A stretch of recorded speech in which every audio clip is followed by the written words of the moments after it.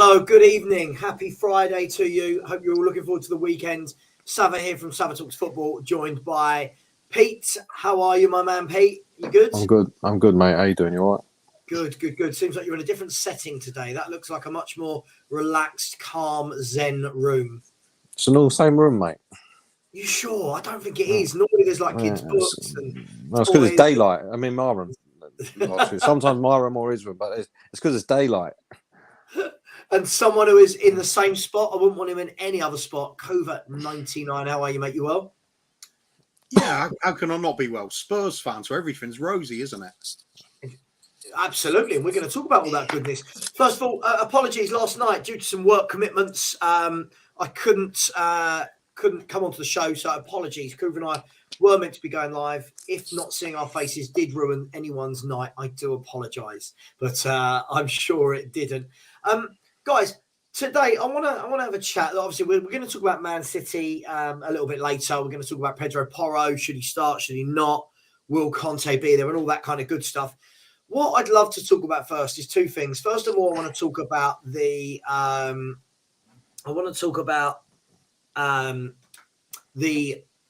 my mind is going completely blank. The Tottenham Hotspur Supporters Trust. Sorry, I don't know what happened there. The questions that the Tottenham Hotspur Supporters Trust asked to the club, they finally got their answers. Funnily enough, 2 days when the window was shut. And also Fabio Paratici, who I don't know about you, didn't see him all window. All of a sudden, the 1st of February, there he is, sitting there answering scripted questions from a Sky Sports presenter who is also a Tottenham fan, I believe. So let's start. Pete, I'll come to you first.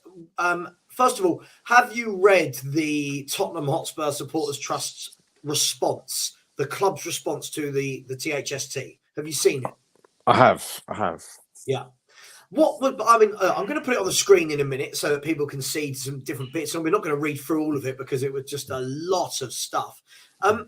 What was your overwhelming? I'm scared to ask you this. What was your overwhelming opinion whilst reading it, and as you finished reading it, of what the club actually responded to the 4 questions?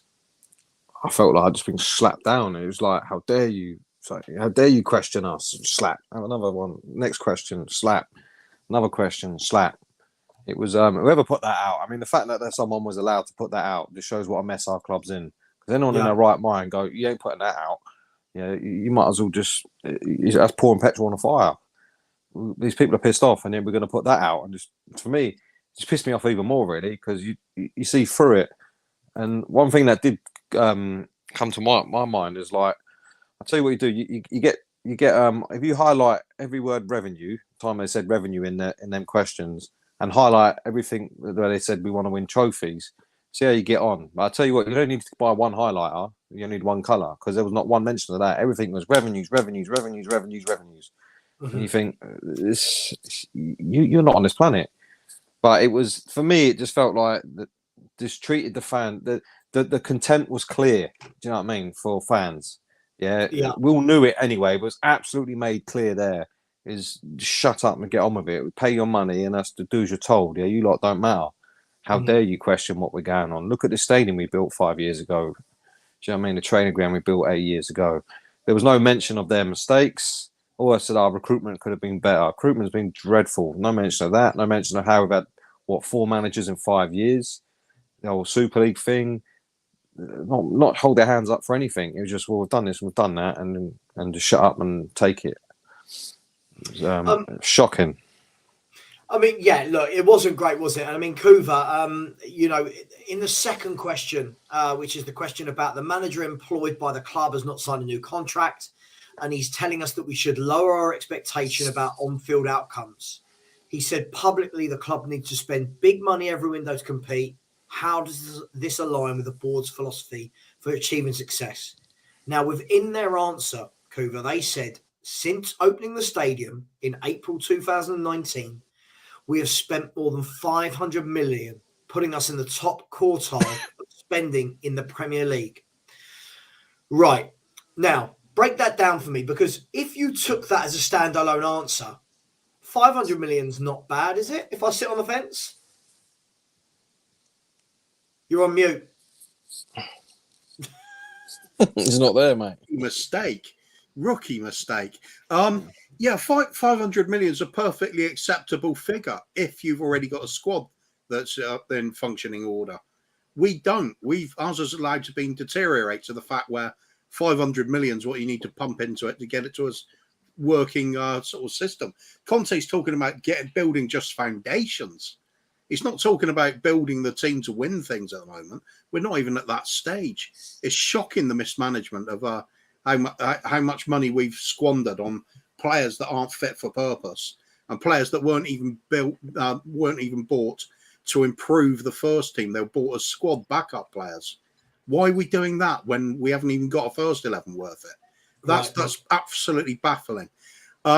The one thing I was really interested in that whole club response, though, was that one sentence. It says, like everyone at the club, our head coach wants the team to compete for top honours. That's it. That everyone at the club wants to compete for top honours. Right. Yet at the same time, we're supposed to believe this narrative of we're in fifth, everything's good.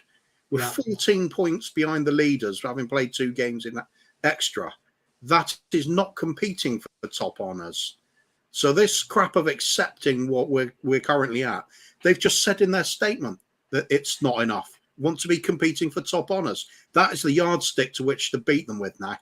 They messed up as far as I'm concerned. The political speak wasn't done correctly, because usually it's just to be competitive. Now they've mentioned targets, top honours, that is trophies. Do you think, guys, this is the difficulty when if you're having an open forum, so if someone from the club had jumped on a forum like this and is answering, ask questions and then answering back and forth, you can interject and you can say, okay, sorry, can you clarify this sentence? What does this mean to you? What does being successful mean? Hang on, let's break down the 500 million that we've spent. Does it almost give them an out that they can send that letter now? They go, right, well, we answered your questions and no one can question it. I mean, like, we can question it here, but no one can question it back to the club now. I.e., Pete, the 500 million, as I said, looks great on paper, but there's no one to turn around and say to them, hang on, that 500 million has bought us X amount of players rather than a few quality players. Do you know what I mean? Yeah. No, it was always going to be this way, isn't it? This is the most opaque club in Europe. Let's be honest. They don't communicate. They're zero transparency in everything they do. I mean, it sort of felt like now, because we're going to hear again from them for we had the financial statement. They were clever enough to do it before they put that financial statement out, because then that would have changed the narrative a bit, because it'd be like, hang on a minute, there's even more money there. Why are it not being spent? Which, if we're led to believe, that's what's going to come out. But it sort of felt like, in tennis when they get a challenge, you're allowed to, was it challenge 3 times? It was like, you've had your challenges, now piss off. Yeah, this is what we've said. Move on. And it's like, I mean, people slate the trust, and for what we've got to remember they are volunteers, and it's better to have a dialogue than not. But they're on a hide into nothing with that. But they asked the questions, I'll give them that, but they were never going to get proper answers. And for me, the club made a mistake there, because I think that this is good news for the Levy out, Enoch out movement, because that has rivalised a lot of people saying, well, hang on a minute, I'm not having that. Yeah, we asked genuine questions. They didn't even mention fans once yet in that statement, I don't think, about the fans' concerns or anything like that. So I think they've caused themselves real trouble with that. Really sanitized the whole response, wasn't it? It doesn't get down to any of the answers we're really looking for. That's what they're always going. Of course, can't give away like transfer plans and things, because obviously that'll jeopardize it. But they ain't got any, mate. So that can't give away what they ain't got. Basics. So it'd be nice to have like what they call the roadmap of the success, wouldn't it? Just this is what we plan to do in this many years, then push on to this level, then do this. We're always left in the dark. Funny, pay a lot of money for that as well. People going to the games, poor sods. Season tickets. How much money is it just to follow this club, and for this general consensus, but among the board there of who gives a toss, just keep the money rolling in. Yeah, they never even once mentioned about the fact how much fans fans have to pay to get in that stadium. Mm. And then it was sort of like, and then there was a line in it where we can't believe how people say we don't back the manager when we spent X amount of this and that. Well, let's look at this then. I mean, in the first question, it says, will the club share its medium and long-term strategy for success, both on and off the pitch? How is the club measuring progress, and how does it judge current outcomes against those measurements? And their first answer is, in the last 20 years, the club has qualified for European competition 17 times, 13 of which are currently successive, including 6 Champions League campaigns. We set out our business model in last year's financial results announcement, and below is the relevant section, blah, blah, blah, blah, blah, blah, blah, blah, blah. But yes, they're right. Okay, we've made the Champions League 17 times since they've been here. European football 17 times. But after a while, doesn't that just become, that should be the norm? That shouldn't be, well done, look what we've achieved. It's making Europe. It's not winning things, right, Kuva? It's not like they've won a trophy that got us into Europe. It's qualification through the league, and they're going, hey, this is what success is. And for me, Kuva, sorry to labour the point, this is why whenever we say things like, I'd love to take the FA Cup seriously, fans say, not all fans, some fans say, I don't really care as long as we finish fourth. Because that's what's being drummed in as success. Yeah. It's it reminds me of a Chris Rock stand-up sketch where he's talking about American talk shows, and the sort of the inner city fathers that will go on the show, and they'll have the paternity test, and then it proved that he's the father, and he goes, oh well, I'll look after my kids, like he's looking for approval for that, and sort of some sort of congratulations for it. And Chris Rock's just going, you're supposed to. It's like that's what it feels like with this club. Oh well, we've got a European competition. We're one of the big teams. Of course, we should be getting European competition. The other thing that always used as an excuse will be, oh well, look at Villa, look at Everton. It's like, if you look at other clubs failing for that compared to their stature, then it's okay to fail too. Mm-hmm. It doesn't wash for me. You should always be looking at, the bar should be set at the very top. You should always be aiming to win. Otherwise, you are not an elite club, and you shouldn't even pretend that you are. We are an elite club. We've got to be. Well, at least we should be. We should be, definitely. This is we're not. All due respect to the likes of Leicester and that, who did amazingly to win the league and follow it up with an FA Cup. We are surely on a level above that. We've had worldwide renown for the last 60, 70 years. It's we don't do anything with it. That died off a long time ago, possibly before Enoch, and all they've done is bring us back up to a level that's below where we should be, and we're just cut off at that level now. That what's been good about what they've done is also what holds us back now, and it doesn't change. This sort of statement just shows, it's nothing, is it? It's just a PR, usually PR office sort of a script that they send out to anybody to read out. Ryan Mason could have read that out.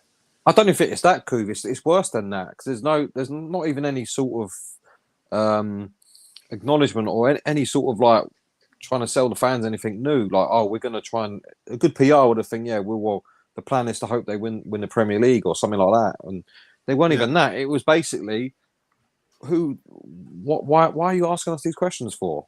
Yeah. Are you not happy with your beer filling up from the bottom? Are you not happy with the biggest bar in Europe? Are you not happy with having Beyonce and NFL there? Yeah, look at all the revenues. Well, no. Are you not happy being in Europe? Yeah, you're right. It could have easily just started off with the words "dear punters" or "dear mugs." Yeah.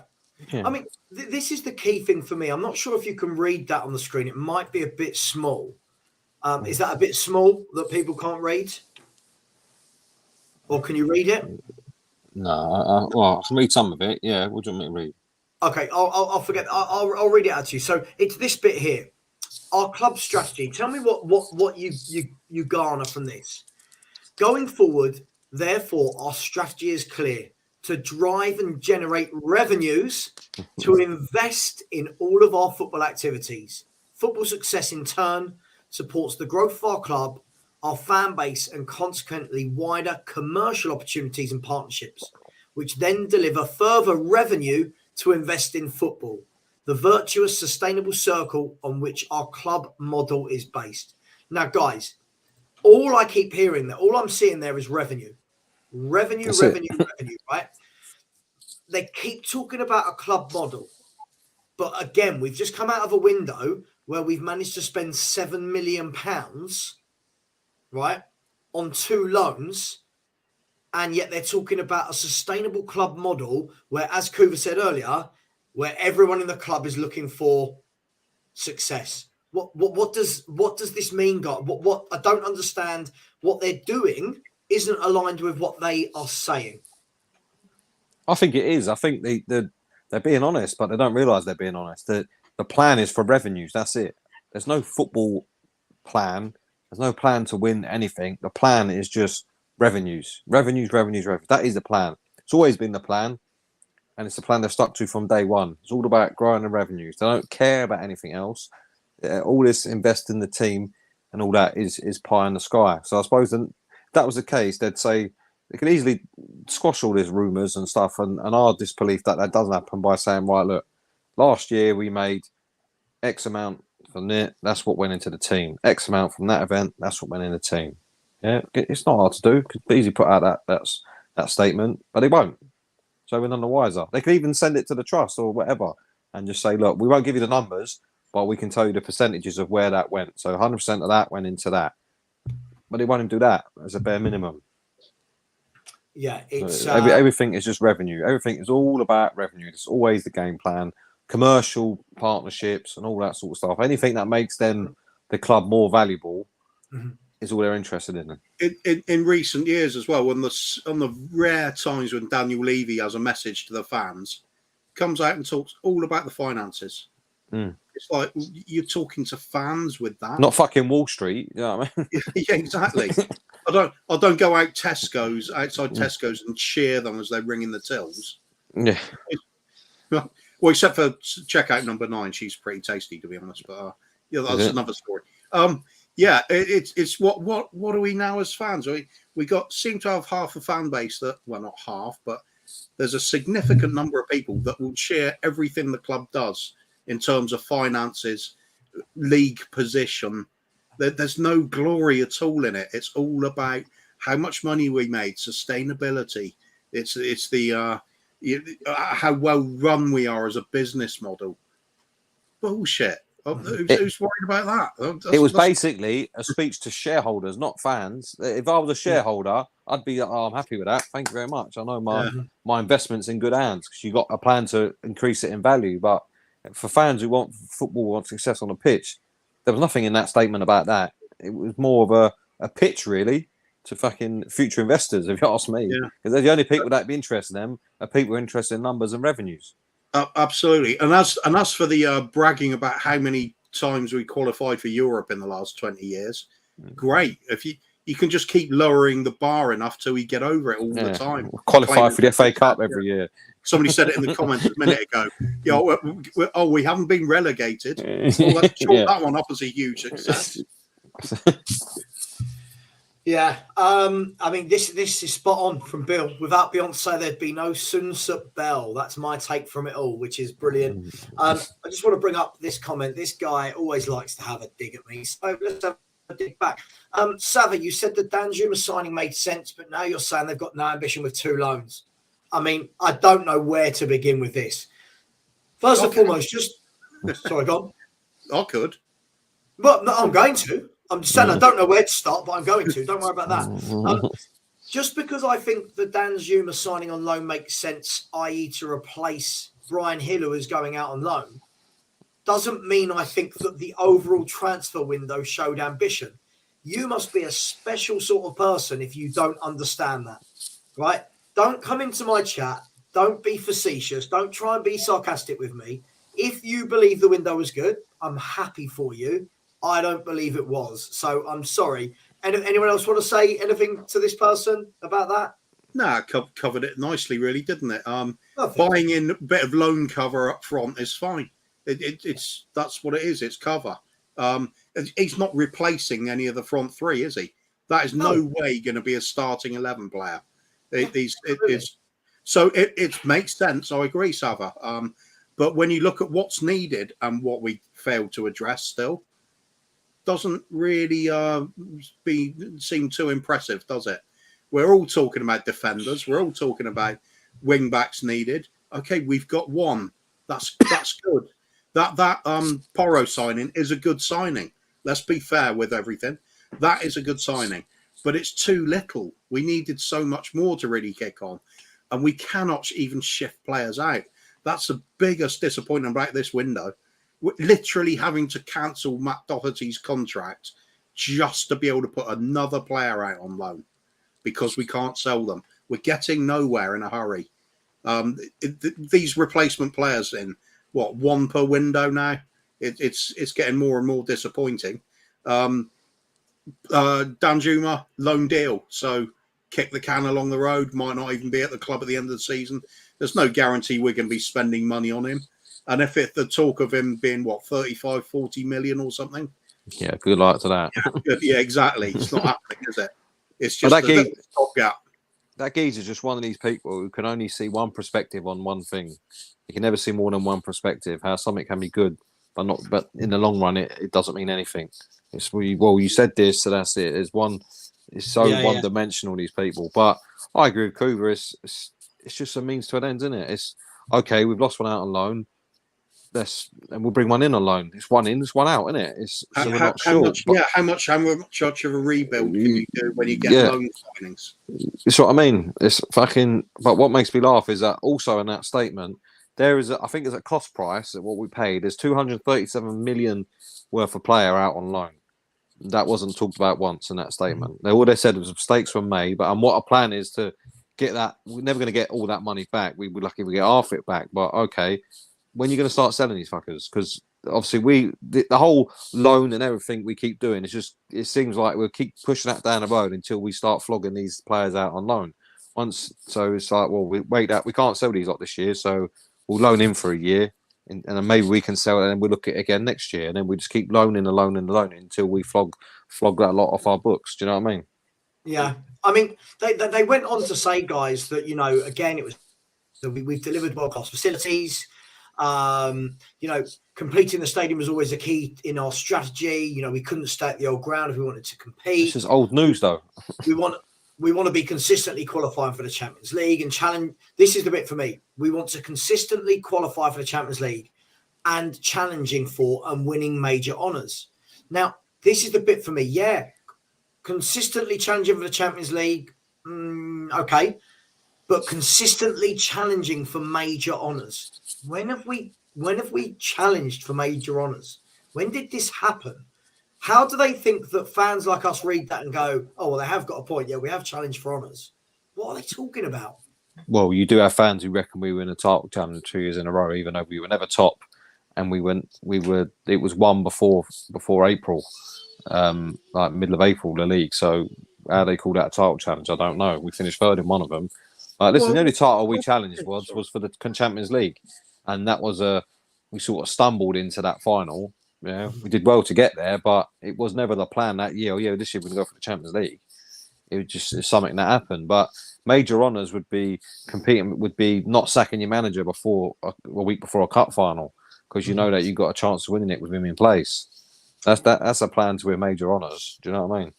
I think I actually disagree a little bit that we weren't challenging for the league for a couple of seasons, but it's a question of how much we really went for it. Because I don't think we were. If we just had those extra players, like somebody to come off the bench, turn games around, that could have seen us actually win. We might have got a trophy out. Of course, but were we challenging? Can you finish 11 points behind the league leaders? Were we ever favourites? No. No. I mean, look, the key thing is, by the way, big up Pyrex Kin. Dude, I mean, to suggest Spurs had a better transfer window than Arsenal, mate, you're an Arsenal fan. I do not know how you think we've had a better window than you in any shape or form. Listen, and I'm going to say this, when I've gone on to see that he said Jorginho's a Chelsea reject. Pyrex, I think you Arsenal fans are getting well above your station here, right? You're Arsenal, right? You're not Man City. If you sign Jorginho as a squad player in your central midfield with all his experience of winning things, why is that a bad signing? Why? Well, they lost El Neni, which is hardly a top player for them. So they lost him, and they bought in a player. Yeah, exactly. They bought in a player who plays. He's probably not the same sort of profile as El Neni. He's a bigger profile, and he's got experience of winning things, and he plays a different way. But you lost a player to a long-term injury. You bought one in on the cheap, who's a quality player. So I don't see what you got to moan about. Yeah. Just quickly, Dot, you weren't challenging my opinion. What you were trying to do was make one of my opinions be my overall opinion. I don't like that. That's sneaky. More than one thing can be true at once, my friend. Kuva, they went on to say, despite this, we consistently see references to our perceived lack of backing for head coaches and lack of spending. It's important that we deal with facts. Our spend levels quite clearly show that we have backed our football side. It's this old argument again, isn't it? What's the difference between spending and backing? Having a plan is probably the answer there. If any fool can spend money, give me 500 million, I can spend that in Vegas in a weekend, easy. Yeah. You wouldn't come home alive. You'll come into that, by the way, when that happens. So it's not about the money, is it? It's what we do with it. It's always been that case. You can go out and just spend, 30, 40 million pound transfers and add a youngster to it and have a really good window every window. But we don't do that. We just have backup players that aren't good enough, or loan signings that we loan out again anyway. Just quickly, Kuva, sorry. Just really, really quickly. So first of all, Phil P, big up, said Levy plus football fan equals Saddam and WNDs, i.e. non-existent. And James Hunter said, nice. No, I've seen this, yeah. As usual. I'll tell you what, James, I'm going to say the same thing I say to you every week, right? Come on. I am one of the only YouTubers that will let people come on their show to debate, right? James, you disagree with us. Cool. Let me know if you want to come on. I'll give you the link. We'll be respectful. Anyone can come on. This is the moment where I get, I don't have a camera, or I can't, I'm at work, blah, blah, blah. Anyone is welcome, by the way. If they really, look, do merchants, James. Do you know what? Thanks for watching, though. You always watch. That's all right. He's bigging me up there, so that's all right. Big up, James. How are you being bigged up? You're more... you want the manager out more than anyone I know. How are you being bigged up? Yeah. Consistency, mate. None of this flip-flop stuff. Yeah. Again, look, M. Dot is back. He said he is a reject, Savva. Chelsea never give away their top players, always players on the decline. Who the fuck's going to give away their top players to their rivals? Who's going to do that? I think the big thing for me, guys, and always say it about the C word, context seems to be lost with many fans. Oh, that's C word. Yeah. I think we'll cut them others, yeah. Has Jorginho at 12 million been bought as the main player to drive Arsenal forward for the next 5 years? No. Jorginho has been bought because El Neni got injured. You need squad depth. You're in a title.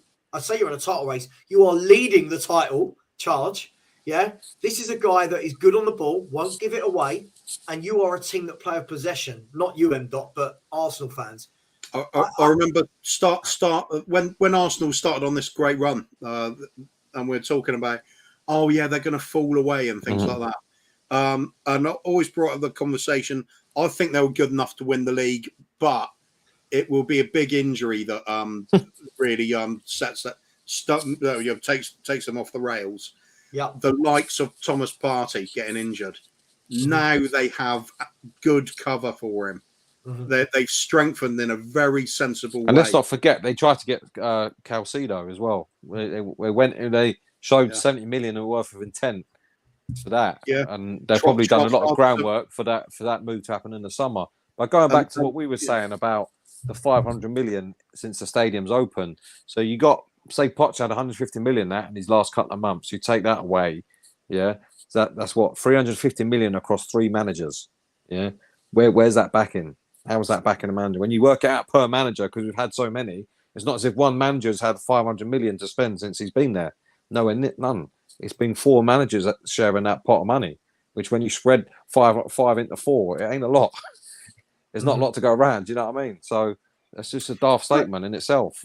Sorry, I want to come back to that. Listen, we've got time. I want to come back to that. This is what I don't get about football fans, right? First of all, let me. I love to go into the comments, or there's no point. I always will, right? So a few things. Savva, would you have rated Jorginho if we had signed him? Not in an Antonio Conte system, no. But Arsenal don't play the same way we play. Arsenal have possession of the football for most of the game. So as a player that keeps the ball ticking and moving, he's very good for them. In a 2-man midfield for Spurs, where you have to run about and do all the work and don't have a playmaker, he's not right for us, no. M. Dot having a go. The fact that Savva thinks Jorginho isn't a reject. No, that's not M. Dot. That's not what I said.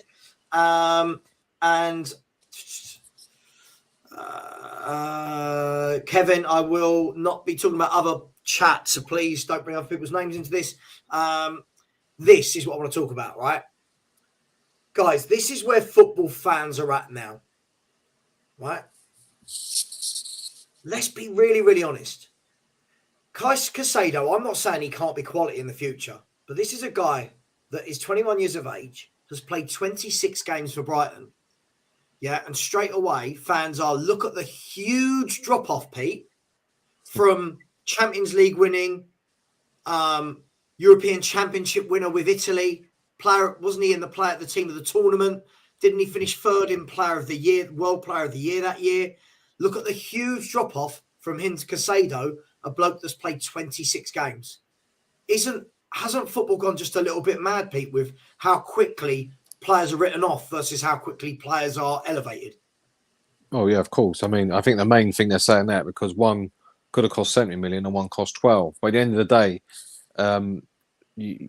Arsenal probably laid groundwork to make that move in the summer by doing what they've done now. And in the meantime, they've got a player. But what the thing is, if that was Spurs, we'd buy Jorginho and we'd be holding on to him for 4 years. Right. Yeah, well, Arsenal will just go, all right, we're moving on now. Thanks, you came in, you did a job while you were here, and now they'll either flog him off again, release him, or just stay part of the squad. But he's not been brought in to be a top player. He's been brought in as an experienced player who knows how to keep the football, and he'll fit into the system for what they do. So it makes perfect sense for them. Yeah, in the January window when they can't get the main target, well, he's all right. But think of the Spurs, we don't get our main target, and then we buy the 4th on the list, and then we're lumbered with him. They won't be lumbered with him. They'll be like, right, you'll do for now, but let's be you're not. It's not your means to an end. Yeah, because as soon as we can go back to our main target, we will, and you'll have to suffer that. But going back to James Hunter, I see what you brought up there a minute ago. I saw that about how we're not competing for major honours. When in the last few years, the Champions League final, and don't say the league.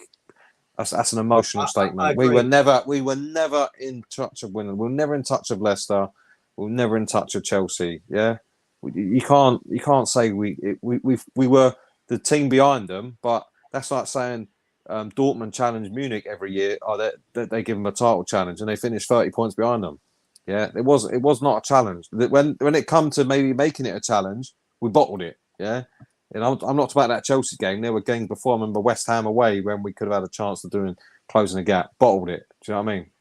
And we finished 3rd, didn't we? We finished 3rd in the end. Yeah. Yeah, we were in a title race. That's kind of irrelevant to me because that was a feeling of we've just missed out on the league. We're deflated.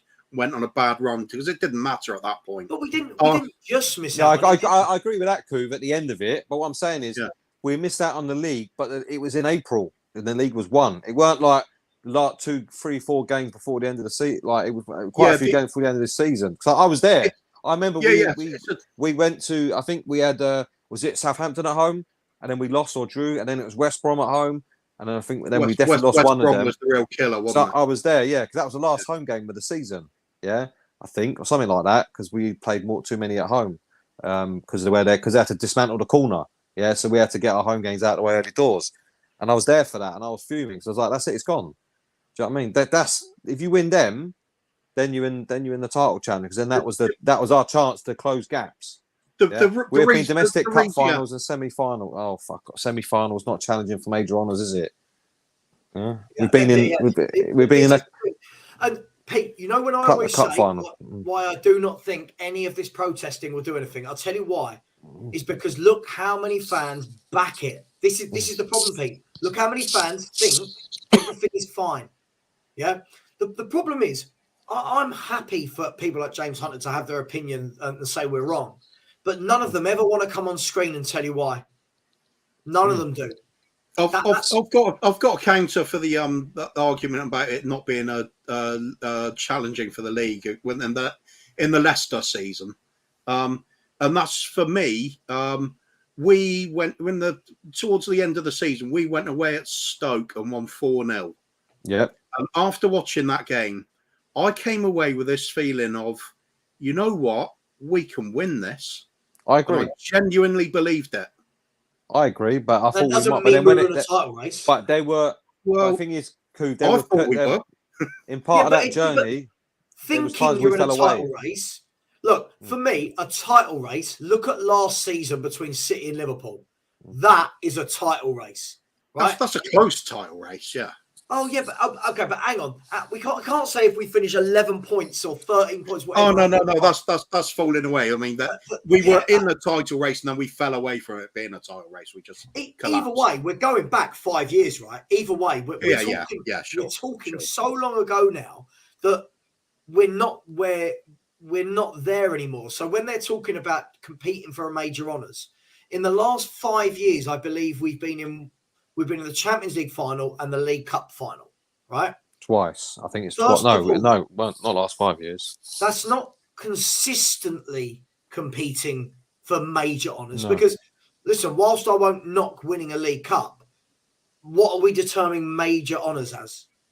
I'm not knocking it, but what are we, are we saying major honours is the League Cup and FA Cup? Are we saying it's just the League and the Champions League? So, again... Yeah, look, we finished with 86 points in 16-17, usually enough to be champions. But it wasn't, was it? We were miles behind Chelsea. What was we, 11 points? So as good as a season that was, it wasn't a title challenge because we were nowhere near them. Yeah, we had a great season. There's a difference again. It's only looking at things in one perspective. We had a great season, yes, but were we title challengers? No. Yeah. Did we do enough to win a title in another year? Yes. But was we do that year? No. Same with semi-finals. That is not challenging for major honours. Yeah, every time we get there, we fluff it. So if we're serious about challenging for major honours, when we had that season with Leicester, right, the end of the season we fell away, we didn't have the squad depth we needed, blah blah.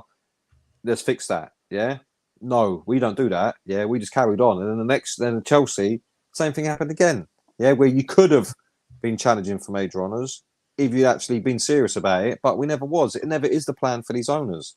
Yeah, these things happen by accident. They weren't by design. Yeah, I agree that's second season we're under Posh when we'd lost out to Leicester in the Chelsea season when they won it.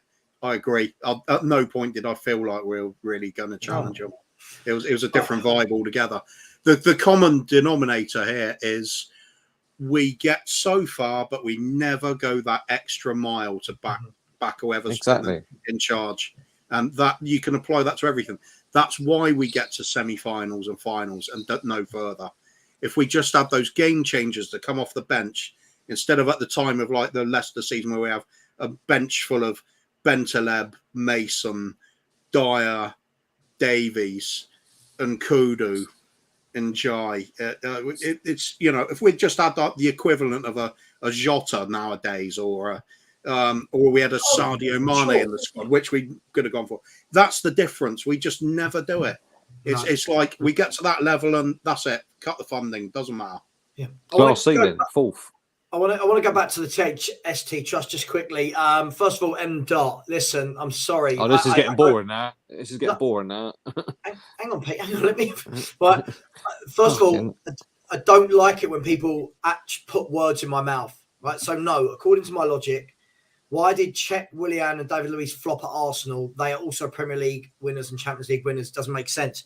First of all, M. Dot, I don't know how simple you are, my friend, but this isn't that same team that Czech, Willian and David Luiz went into. Second of all, Jorginho's not been bought to be the main player at Arsenal. He's a 12 million player that's gone in there to cover El Neni as a squad player. I don't understand what people don't get. It's the same thing with the Danjuma signing at Spurs. I don't understand what people don't get about it. I'm not saying Jorginho is going to go in and be the missing ingredient, but for a team that have 60-65% of the football, Jorginho is going to be just fine sitting in that midfield, keeping it ticking over. What you don't forget is that during that time, then players were there. Arsenal won 4 FA Cups, which they haven't won since and didn't win before. So they ended their trophy drought with these players, so they couldn't be that bad. Do you know what I mean? Which we didn't do. We're at our best. So what mind having rejects that help us win a trophy? I'm just having a look. I'm just at the first one. I'm just going to look at something just quickly. So Peter Cech flopped to Arsenal, but won the FA Cup, 2 Community Shields, and played in the UEFA Cup final for them and the EFL Cup runners-up. So that's 3 trophies and 2 finals. So that's him flopping. Who was the other one that flopped? Is he saying? David Luiz. Let's see how much he flopped. I don't understand. Spurs fans, when we call out other players and other clubs, I find it a bit embarrassing. Arsenal. Especially clubs that have won stuff. So at Arsenal, how long was he there? I just want to check how long he was there for. So his career statistics, he was at Arsenal. He played 50 games. And in that time, lads, he won 2 trophies in 50 games. Right? So, I don't think you've used these to go onto the internet and actually check your stuff. Kuva, back to the THST. The last 2 questions kind of got ignored. Like, the third question that they had to answer was, are you satisfied with player recruitment in recent transfer windows? With the performance of the youth teams, the development and supply of younger players through the first team, are there any plans to improve this? And this is where they started saying, answered above. We are excited by the young talents we have at the academy. Glad someone is. We have always ensured a clear pathway for youth to progress to the first team, along with a development system that includes strategic loans in respect of new young players. Jude Sunsop-Bell is a great addition to under-21s. Now, Kuva, a clear pathway to the first team and exciting talents in the youth team. Discuss. You forgot a bit. Discuss, Ted. Yeah, right. I'm not seeing it. Who is seeing this? We have this conversation so often. How many times do you see other teams bring through players age 18, 19 out of the academy into the first team squad? How often does it happen at our club? Hardly ever. What talents? We got the likes of perhaps Alfie Devine's worth getting excited about, but I mean, he's still very young. He might get a chance, hopefully, but then you got to look at the likes of what's Skip now doing, what's Tanganga doing, what happened to Kyle Walker-Peters, what's happened to Makuedi, and all these sorts of players. The chances are not there. We've if anything, our history has been showing that players coming from our academy do not get the chance. The complete opposite. Right. They go out on loan and either get a cheap sort of deal somewhere else or abroad, or they just don't make it full stop. There are various reasons for it. Some of them are unlucky. Skip, you could argue, his injuries held him back a lot. Same with Tanganga. But at the end of the day, it's just not happening. Yeah, Winks, another one. Started off well. Okay, it got a bit of a chance, but it's rare. It really is rare. The Pochettino used Bentaleb and Mason. Were they good enough? Of course not. But it was a case of he at least they were young enough to buy into his what he wanted to do. I don't believe this academy is as good as other clubs. I simply don't. I think Everton's is better. Yeah, they do bring players through and give them a chance in the first team. I think we're really disappointing on that front. For them to say they're delighted with the development, let's see it then. Yeah. I mean, Pete, it's just words, isn't it? It's words. You know, we've got this great academy. there is a pathway, and yet you look at us. We've got no forwards on the bench for how many games? There's no young strikers in the academy that can sit on a bench. You know, we've got awful centre backs. There's no young centre back, i.e. Charlie Sayers played in that friendly during the World Cup for Motherwell. Against Motherwell. Anyone seen him since? Anyone seen him on the bench? It's Nope. just words, isn't it, Pete? Oh, it's always been words. I don't know what they're saying. They're so proud of the academy for doing what? What has it done? Nothing. It don't win any trophies at academy level, just like the first team. What is there to be great about? And I'm surprised they didn't roll out the Harry Kane and Ledley King one. To be honest, I am surprised. The academy is poor, and the players might be better than they seem to be. We won't know. But the point is, there's not a pathway in the team. Our squad has been the weakest, has been for years, and yet no manager has touched any of the academy. Let's be honest. Yeah, we let Skip out on loan. Everyone raved about him because he did it well in the championship. Let's be honest, he's not set the world alight since he's come up. Yeah, he's sort of reverted to type. Yeah, he's unlucky with an injury, but it is what it is. Winks was crap. Where's the others? Do you know what I mean? You're telling me you couldn't find a right back in the academy that can challenge Royal and Doherty while they've been here? Right. Yeah, there's not a better left back than Sessegnon. Have a day off. Yeah, a better centre half. Tanganga just go around kicking the shit out of everyone. Yeah, and let's be honest, we tried to loan him out about 4 times, but then we're keeping him because he's English. Pete, there's been games where we've got 6 to 7 defensive-minded players on the bench. I mean, I think one of the games a few weeks ago, or maybe a month or so back, I remember we had like 5 defenders, 3 defensive midfielders, and Brian Hill. And so what we're saying there is we've got no good young centre-halves that can play, no good full-backs, right, in the youth team. We've got no creative players that can come through and even sit on a bench, and not one striker. But yet they'll come out with this, we're really proud of the youth team, this is what we're doing. At what point do fans, I think fans like us look at it and go, same old. I'm seeing people defend it. As always, I'm seeing people go, there you go, look, they've answered, they've told you. It's, they're just getting away with it again, aren't they? They just say what they want, carry on doing as they do. Well, there is fans out there that do believe these players are great and they keep bigging them up. You see, I remember when we signed, I think it was at Lancashire, and then people point, Lancashire, Parrott, and someone else, and what's the other lad who was on at Portsmouth? Scarlett. That's it. Future sorted, is it? Yeah. Do you know what I mean? And just vague statements. So well, none of them are doing anything anywhere. Yeah, at the lower level. So future isn't sorted. Do you know what I mean? But it's they roll out that line every statement, every year. We get this about the academy this, the academy that. They like trophies. They don't take it seriously. Yeah, because if it was, they'd be like, right, we're ripping up what we're doing because we ain't doing nothing. We're not bringing players through.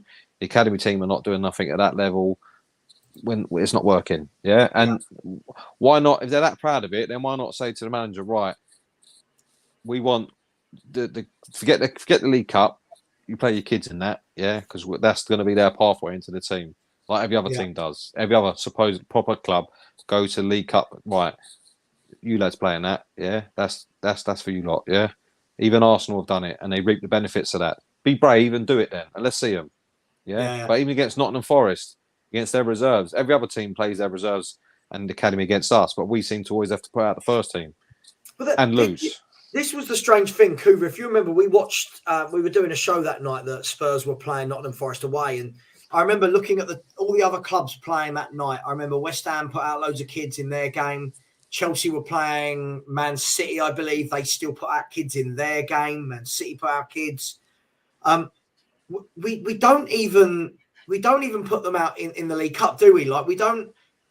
There's nothing there. I mean, Harvey White now must be 21. I don't know, 22. He's just gone out on loan to Derby. Derby, isn't it? It's a Derby, to Derby County in League One.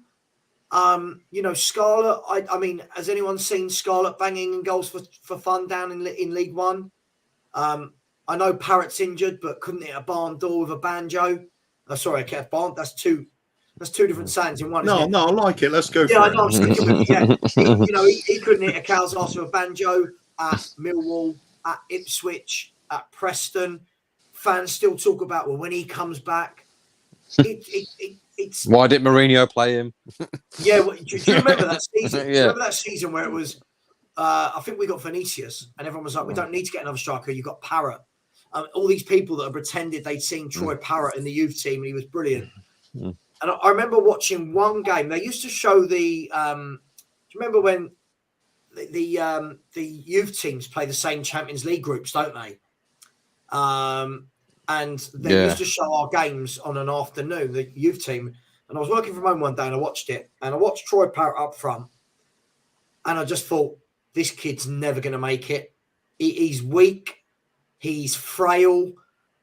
He didn't really look, it wasn't like you could look and go, brilliant hold-up play or this, that, the other. And I'm not knocking the lad, guys. I'm not knocking him. He's just not a Tottenham Hotspur centre forward, is he? No. So never certainly will be. Not centre forward, no.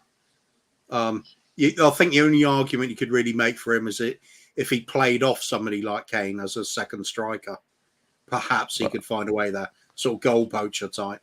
Who does that anymore?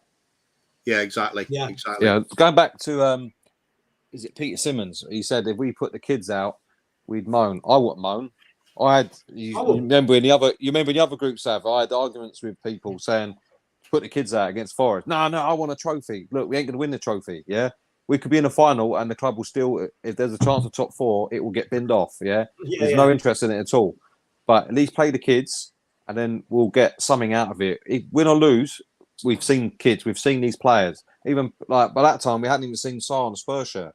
Yeah. So I'm not one for that, mate. I'd happily say, right, take that competition and play the kids. Because at least then the expectations are low. Yeah. The fans will be more patient with them. And we get to see some of these players that we keep hearing, like myths, yeah? Like the Boogeyman or fucking Bigfoot or Loch Ness Monster. These are myths. You never see them.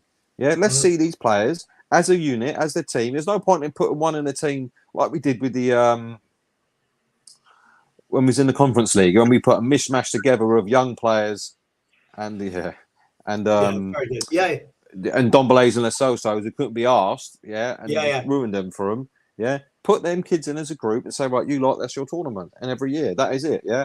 I'd be happy for that because then the objective is, A, to see the kids, B, if we win it, great, but we know what we're doing from the off rather than keep putting out the same team, burning players into the ground and still losing because we're not going to win that competition because as soon as we can't get anyone decent, we'll get pumped, especially in the way we are now, yeah? And it proved we didn't even can't get someone decent, we got pumped, yeah? So throw the kids in.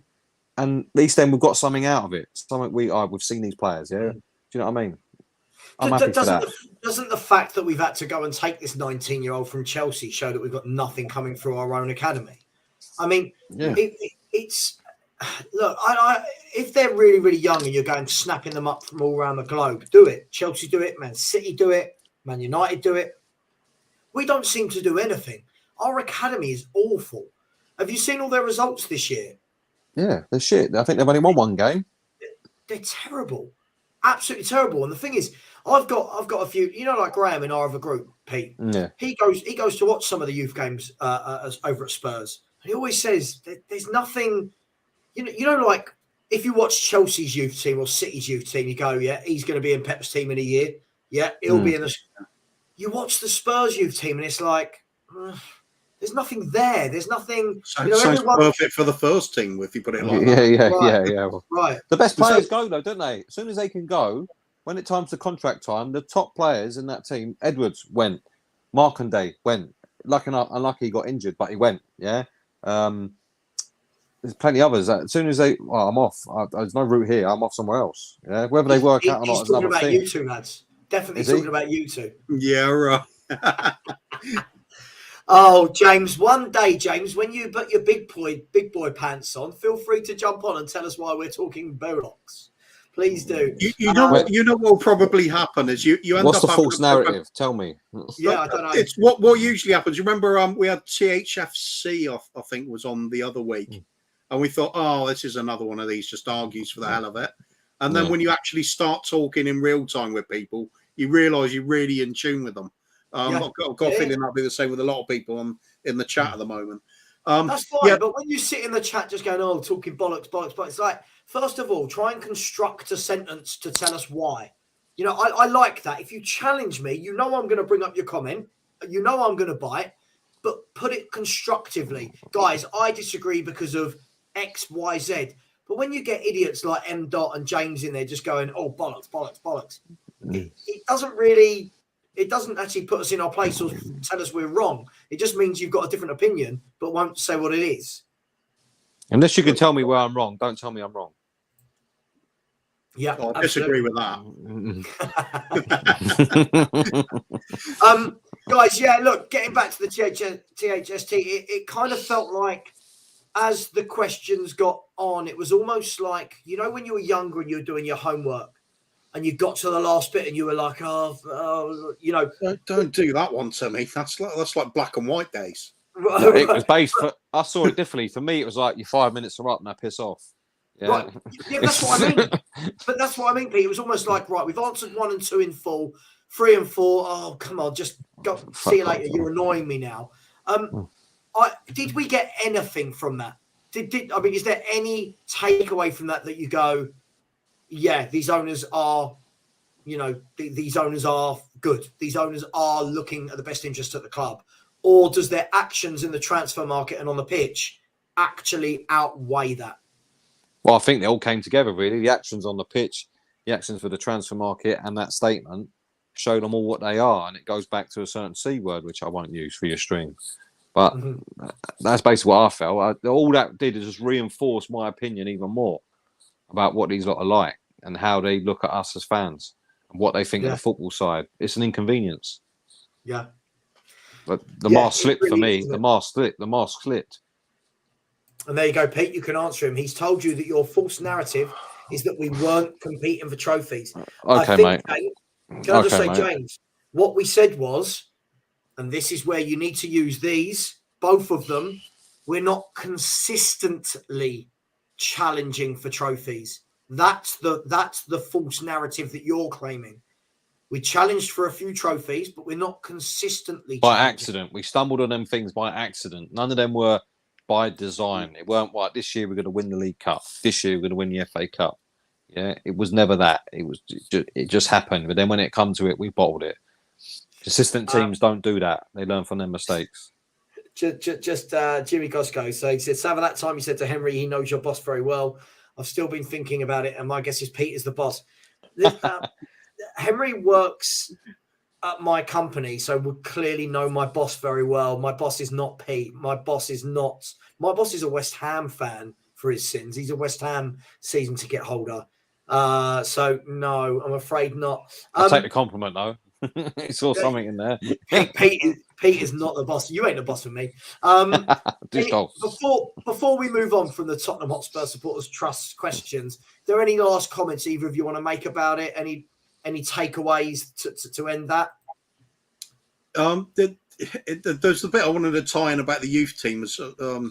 Well, first of all, the only bit out of the entire responses that I took anything from was they at least admitted that they'd screwed up on the transfers.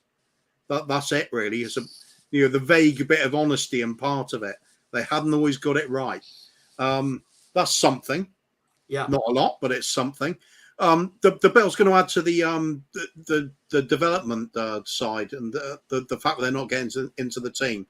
See, I don't actually agree with all this. Like, give the League Cup for the youngsters to go in and compete in that like it's their trophy.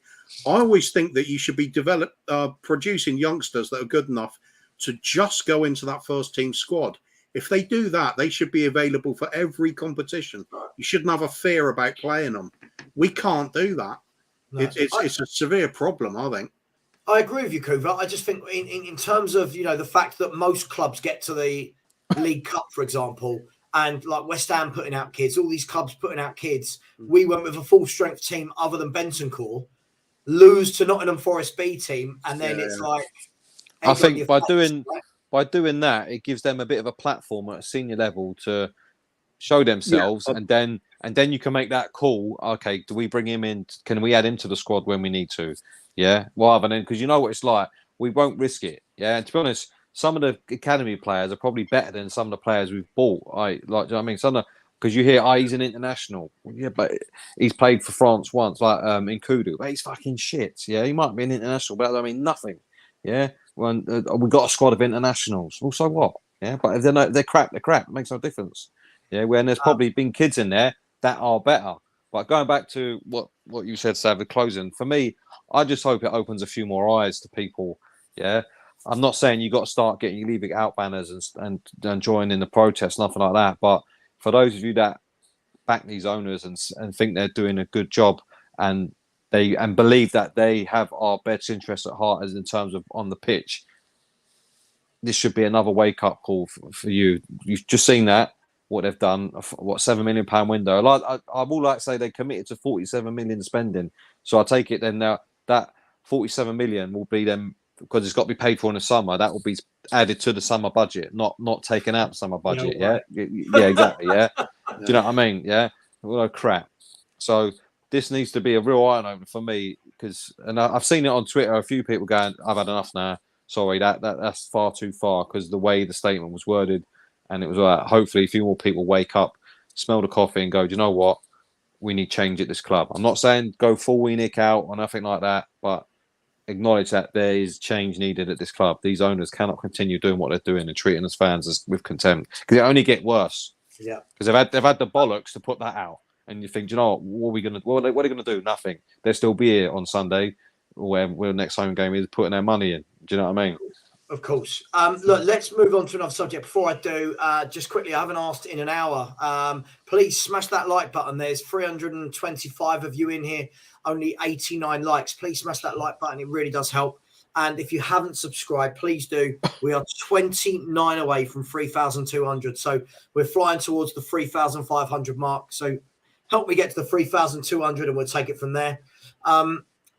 JC has said Saka, Smith Rowe, and Ketia, Balogun, Nelson, Iwobi, Cole, Wilshere. We have a brilliant academy. You'll probably notice that I did not give you any credit for trying to chuck Fabregas into coming through your academy. That is firmly at the feet of La Masia in Barcelona. Please do not attempt to take that as one of your own. But yes, you have a point. You've got some really, really good. Players coming through the youth.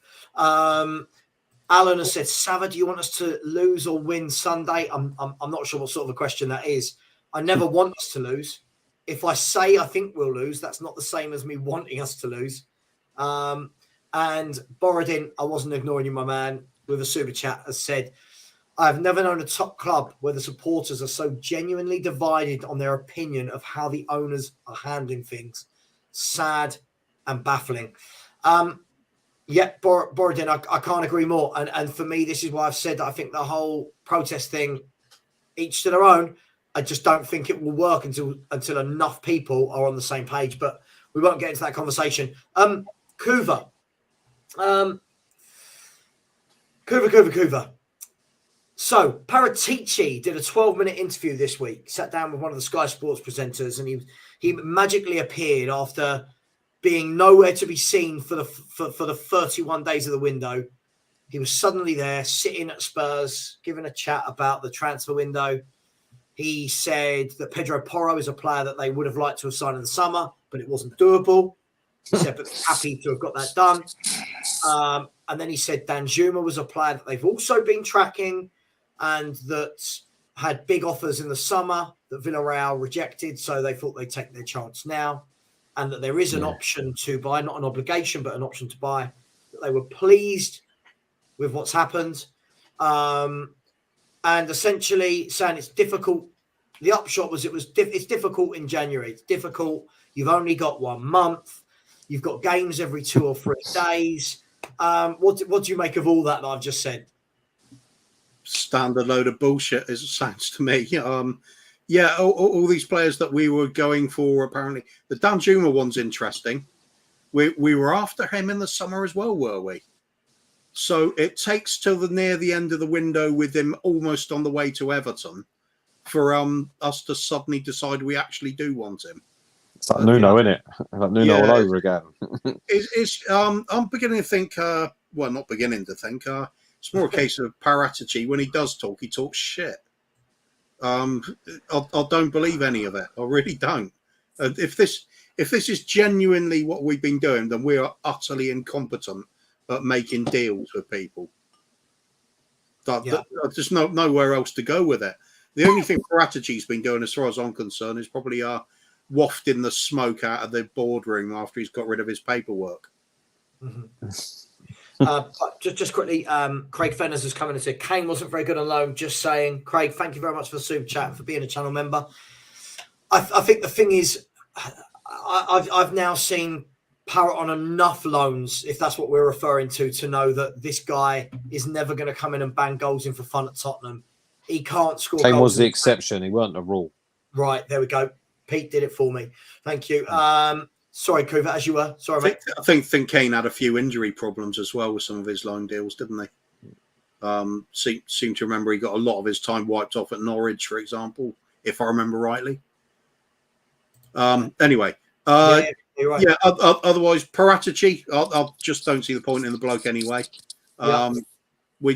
For a start, just look at all those players out on loan we can't shift. How many of them were his signings in the first place? It's quite a few of them, isn't it? I'm going to have to check which ones are out on the moment. But it's more than one part of the job, though, isn't it? It's not just going to Juventus at the end of a window and going, please, can I get a player? Or going to try and sign Porro and then you can't do it. So Uncle Levy has to come out and do it. It just doesn't seem to be doing anything I'm particularly impressed with so far. Bar those Bentancur and Kulusevski signings, which I think turned out to be great for us. I just don't buy into it. But then I don't believe most things come out of the club. All you can really do is see what's going on for yourself, decide whether you like it or not. For me, I don't like it. I'm unhappy with the way the football's being played. I'm unhappy with what I see as lack of ambition and a lack of change as well. We're just doing the same things over and over. We now seem to be stuck in a rut where we're going to keep playing relatively negative-minded managers. Well, you say what you like about Conte, but the football seems to be quite negative so far. Yeah. So I'm going to put him in that bracket. And we seem to be locked in that mode now with players that may or may not fit that system.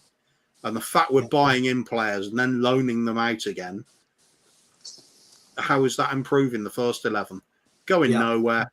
Director of football's not helping. Chairman certainly isn't helping. Manager, God knows, he must be pulling his hair out. Perhaps that's what he's gone in for the hospital for. It's not gallbladder. He's just having some extra hair surgery. He's going to come out bald. So my question is then, Pete, in this, and it's always the same with Levy, right? But in this, how can we judge how good Paratici is at his job versus being another kind of Levy Enoch mouthpiece, so to speak? Because everything he said was literally an echo of what the statement was to the supporters trust. It's all that tough to do. It's January. We do invest. We're looking at these players. He said as well that we had 2 to 3 quality players each window since he's been here. Yeah. Fans will tell you the summer window was crap. Like, how much is him and how much of this is Levy pulling those strings on him? For me, Levy's pulling all the strings. I won't even watch that. I won't even waste my time watching that because it's a heavily scripted, edited video where he's not going to say anything that we want to hear. It's just going to be throwing out the club script. We're doing this. We're doing that. I mean, about Danjuma made me die. Yeah, we've been watching him for a while. So basically, why I took it was, well, he's always been about 4th or 5th choice. If we ever want to pull the handle, then we can. And then he went to Everton, so we realised he was going to be cheap, so we moved in for a loan. Yeah, made out we were tracking him for ages. Porro, we couldn't get him last summer. Well, why not? Yeah, his release clause was in place last summer as well. I'm led to believe it, length of his contract. So the geezer I got no time for the geezer whatsoever. Yeah, for me, I said he needs to go with all of them. I don't believe he adds value. He certainly can't sell players. I get the European market is not great for buying at the moment because there's no money in it. But then do something else. That's what you paid for. Yeah, to have an honest conversation with you and say, look, you got to cut these players cheap. Yeah, get rid of them that way. Yeah. Do something. Yep. Get off the pot. Do you know what I mean? But all we're doing is just the same old stuff. All he's done is come in. I've not seen any sort of change in how we do business. It's always the Levy playbook is still being played. Last day of the window, we start pulling a winger out. Usual crap, silly bids, never paying what the people want. Whether it's him or Levy, it's always the same. So I don't believe anyone says when they say, he's took a step back and Levy's Paratici's doing it all. Not a chance. He's just a puppet. He's a pawn. He always was and he always will be. Yeah. Yeah, look, guys, I know you both need to jump at 1:30, I believe, right? Is that the case? I do, yeah. Somewhere in the next quarter of an hour, yeah.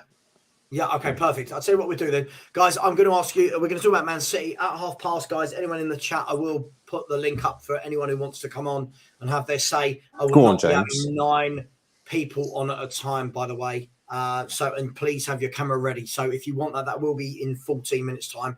Guys, look, we are 3 points behind Man United, who do have a game in hand. I think Newcastle have a game in hand as well. But we've got Manchester City at home this Sunday. We tend to do well against Man City lately until the other night. And that kind of knocked all the steam and the stuffing out of that kind of, we're their bogey team. What are you guys expecting from Sunday? From Conte possibly not being there, does that change anything? Does Porro start? And what can you see being the pattern of the game? Kuva, I'll start with you. Well, let's go on a positive theme for a change, and let's hope Porro starts, because I think we're all dying to see him. It's a new player, isn't it? Spending big on him, let's just see what he can actually do on that right wing back slot, because we're dying to see something that happen there. Now, what am I expecting though? It's going to be a tough game, isn't it? We're not playing minnows. We're playing established a good side, aren't we? All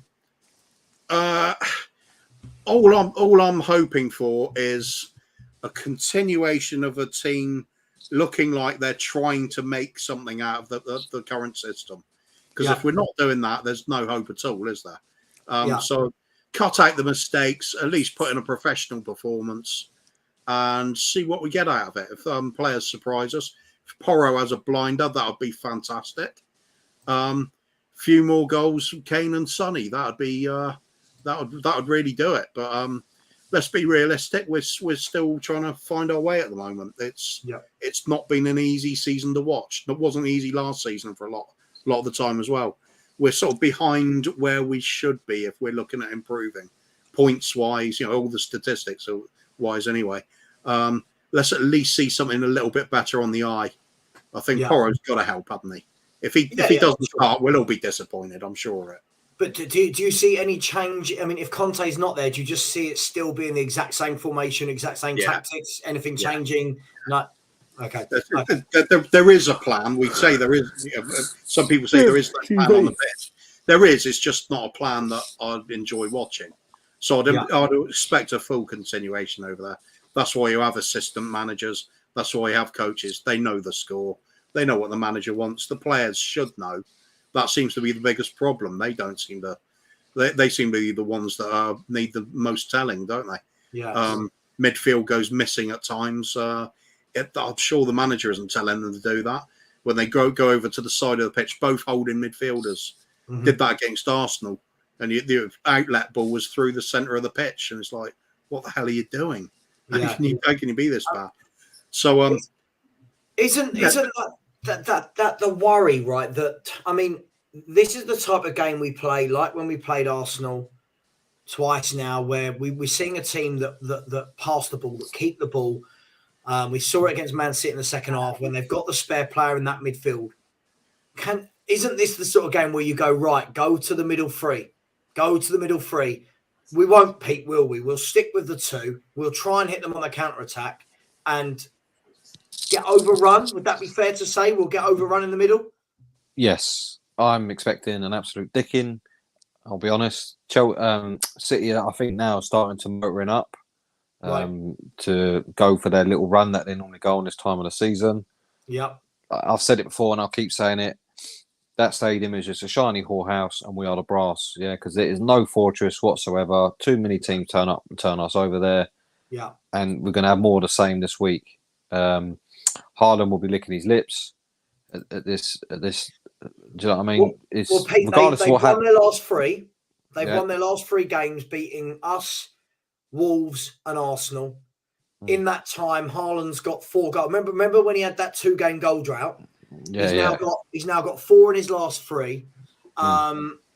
Do you think they're going to learn from the first half against us the other day? Do you think they? I mean, but that, I suppose that goes for both teams, Spurs and City. Do you think either team? Do you think that will have any relevance, any bearing on this game? What happened in that first half? No, I just be honest. That first half was more City just couldn't click, and then once they did, we was in banging trouble, and they made a cut. I just don't think they'll make the mistakes like they did in that first half at their stadium. Yeah, they're not going to do. Well, they might because they don't change the way they play. But we could go 2-0 up again, but we just know what will come our way if we do. It's like disturbing the hornet's nest. Out they come, and they'll be all over us. So I feel sorry for Kane. I don't think the Conte thing will make any difference at all. Yeah, it's inevitable. I got a funny feeling Porro won't even start. I can just see Emerson starting. Oh, he had a good game last time. He was man of the match against Fulham. Yeah, I've heard all this crap. Yeah, so and he's supposed to be he's supposed to be a good defender, a better defensively. So I can see him starting. To be honest. There's lots of reports coming out that because Conte hasn't had a chance to see Porro in training yet, that he is going to stick with Emerson Royale. Now, I, for one, hope that this is one of those times where it is BS. I don't want to see any excuses. That wouldn't surprise me whatsoever. I mean, it just makes a mockery. What's the point of the geezer running the team then when he's not here? He's doing the training. Surely he says, yeah, he's good. Yeah. Conte's not picking the team and Conte's not there. What does it matter what he's seen yet? Yeah. That's what he relies on. These. If the geezer's running the side on the day, then surely he's got to have enough clout to say, do you know what? He's been in training 3 or 4 times, whatever. He's good to go. Yeah. Yeah. Not well. I haven't seen him. I'm not there, so I don't want to. You can't do anything different. I mean, I don't expect a different change in formation, stuff like that. But if we can't play him because Conte's not seen him, it's just a joke. Yeah. Because on my phone, you don't have to see. You can not see him and know he's better than Emerson Royal. Yeah. Because just by law of averages. Do you know what I mean? Because that's how poor Royal is. It's hard to find anyone who's going to be worse. But I fully expect Royal to start. Yeah. And as I said, I fully expect the Dickin. And to be honest, it's sort of you're at that stage now. Well, do we want to help out Arsenal? But do we want to lose as well? Do you know what I mean? It's sort of a. But I fully expect we won't have a choice in the matter anyway because they're just going to come and just steamroll us. Like they did in the second half. People think, oh, we were unlucky. We were 2-0 up. We were never. That was never a 2-0 half. Let's be honest. It was just waiting to happen. As soon as they click, we were banging trouble. I don't think he'll go with 2 men up front again. As soon as Pep starts pouncing around with their team, then they'll go off on a run. Yeah, so I fully expect him to go Haaland, De Bruyne, everyone, all the big guns on. All the big guns. All the big guns on, and we get torn a new arsehole. And John Stones, I believe I saw today, is out for a month, which means you're going to see Diaz come back into the side. That's a shame, isn't it? Yeah, it's terrible. Yeah, I know. We might have a chance now. Must be terrible. But I've just got this feeling, guys. I want to be wrong. I've just got this feeling we're going to see Porro on the bench, and then all the people on Sunday night when we do the Spurs review, join us live Sunday night, 7 p.m. for the Spurs review. We'll all be saying, yeah, like they were with Basuma. Yeah, but he's got to take time to get to know the tactics. All that crap, yeah. And Kuva, there can't be an excuse, can there? This should be bang. You're in. You are in. Game 1, him on the right, Perisic on the left. Go for it, right? Unfortunately, what he just said, it is the truth, though, isn't it? There's a difference between what we would do and what Conte does. So that could be the fact that he doesn't want to risk him, if you like, before he's up to speed with how the team plays. We have seen. How does the team play? Badly. This is what I don't understand. I get it, right? If you are a player going into Man City, like with most of his players, other than the likes of Haaland, most of the players go in there, they get a game here and there. Like last year with Jack Grealish, you play one, you don't play for a couple. You play one, you're learning a system, you're learning a style. I get it. When I watch Conte style, I sit there and think, what can anyone not get about how bad this is? Like, I don't like with Basuma. He's got to learn what? Learn how to just run around in the middle like a headless chicken. I'm not too sure. Not sure. Give me a prediction, guys. Give me a prediction. Score. 3-1 City. Mm-hmm. I'll also add to my prediction. Sorry, I think we'll see Son reverse to type as he has done all season. It'll be another false dawn like we've had before. I've got to put that in. I hope I'm wrong. Just before I get Kuva's, Pete, I'd love you to answer this. I know what I want to say to this. This is where we're at with Spurs fans. What's he saying? When City play badly, we say they don't click. But when we don't play well, we are crap. Oh, fuck off, mate. We weren't playing well in that game. Do you know what I mean? Come on. You got to be serious about these comments. Yeah. When do we ever play well? That's the problem. We haven't played well for fucking all year. Yeah. We are crap. Do you know what I mean? It was anyone could see it. They kept getting in, like just not quite getting there. We were offering no threat whatsoever. Yeah, we didn't have a touch. We had in that movement to that first goal was the first time we had a touch in their box. So don't say we played well in that game. Yeah, we might have defended a bit better than normal, but that was only due to them not clicking because they played a completely different shape and lineup to what they normally do. So don't start coming out saying all that bollocks. It is funny. It is funny. If anyone can't, I'm mad with these people, honestly. I'm mad with the geezer. If anyone can't see the difference between us and Man City, then I truly worry. Kuva, before you jump off, give me. Are you going to give us any hope for a scoreline at the weekend? It'll be a scoreline. It's not in our favour. Yeah. Go on, home advantage. Got to have something out of that, surely. That conversation about clicked and everything, but Man City don't click. They concede a couple of goals. We play poorly. We do get 4 pumped past by them. That's quite a significant difference. That's why the game finished that way. When's the last time we've scored 4 against City? Oh, that's the difference. Do you know the funny thing, Cooper, of our fan base? If we beat City, it will be. Listen, of course, I hope we beat City, right? But our fans suddenly, Spurs will be the best team in the world. Yeah, Spurs will be title winners. This will be the win where we now go on a run. Where are all the Conte doubters now? Right, Conte masterclass. Conte masterclass. My funniest thing that when we lost 4-2 the other night, right? The funniest thing about that wasn't losing. It was at half time when I went on Henry's show, and everyone saving the mud, all of them, mud. I said, let's see where we are in 15 minutes of the second half. And I believe after 15 minutes, we were 2-2 and closely that followed by a third. And you know, when you sit there and you think, these people don't learn. Like, we could be 3-0 up with 10 minutes to go against City on Sunday. I still would not be saying anyone's in the mud because you know what we're like. You know how we collapse. You know, we collapse like a cheap pair of drawers, don't we, on a hooker? Do you know what I mean? It's you know, fold up like a fucking deck chair, mate. Yeah, mate. We do indeed.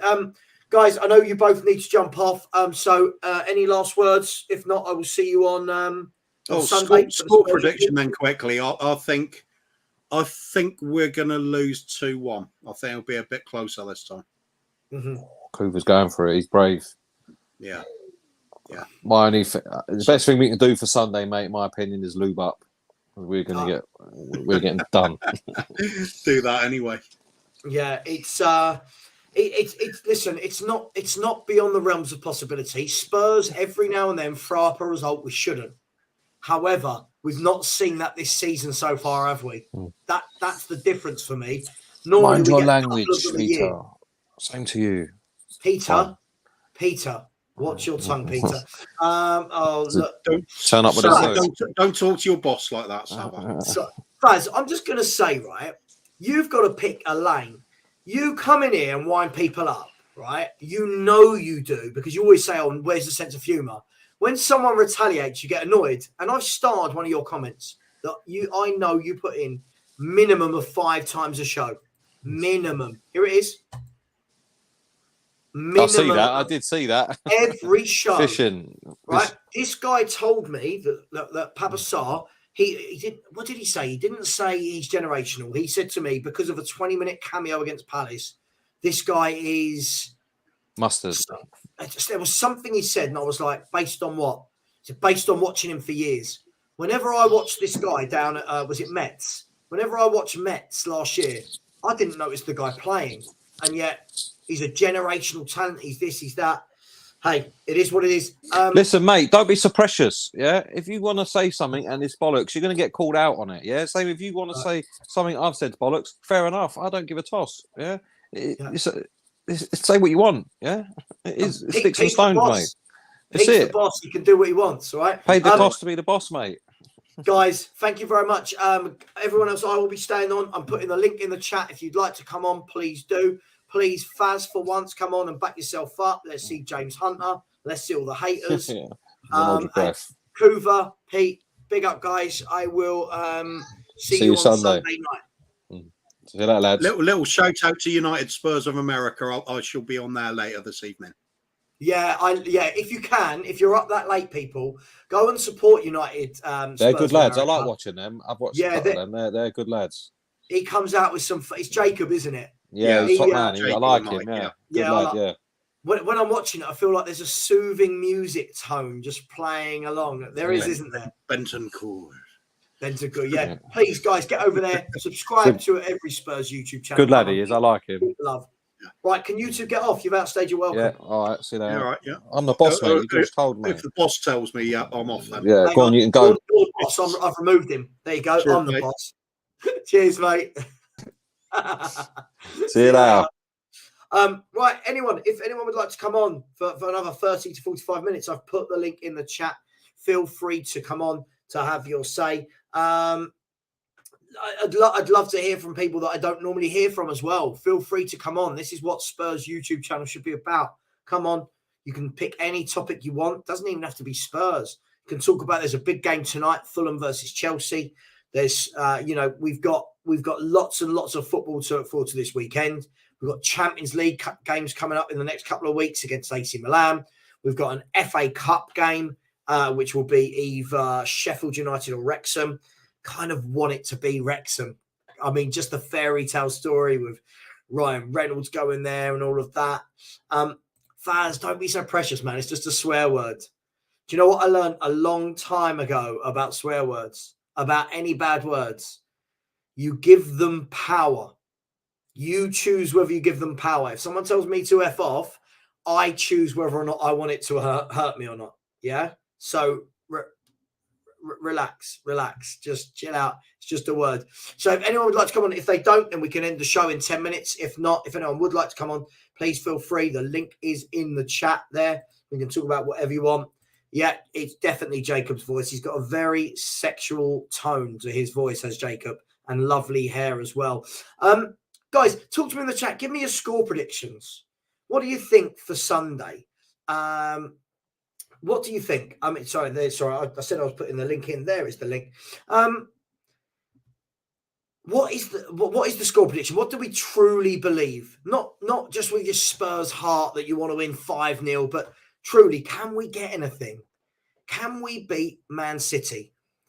We haven't beaten the best team we've beaten this year, I think, on paper would be Fulham or Brighton, one of the two. Fulham or Brighton would be one of the two that we've beaten. There he is. Mark Cousins, how are you, sir? Big up, Sav. How are you? I'm very well, thanks, mate. I'm very, very well. Just seeing, is there any way, Mark? I mean, I think the best team we've beaten this season so far has been either Brighton or Fulham, much of the same. We've not beaten anyone in the top 6. Can this be the weekend that we do that? We are a bit of a bogey team, aren't we? Until the other week. Right. I mean, I was at the Fulham game and we were lucky in that game. To be honest, the goal they scored was the best goal of the game. All right. Richarlison had one disallowed, didn't he, in the Fulham game? I don't know. I was drunk. Yes, Richarlison had had a goal disallowed. Yeah, it was a good goal actually, but that was disallowed in the first game. Yeah. But we are a bit of a bogey side, to be honest, aren't we? A little bit. Or we have been. We have been. But is this Spurs team capable of that? Because I'm looking at this back line and I'm looking at the way we play football. I'm not sure that we've got the ability to do what Mo's saying.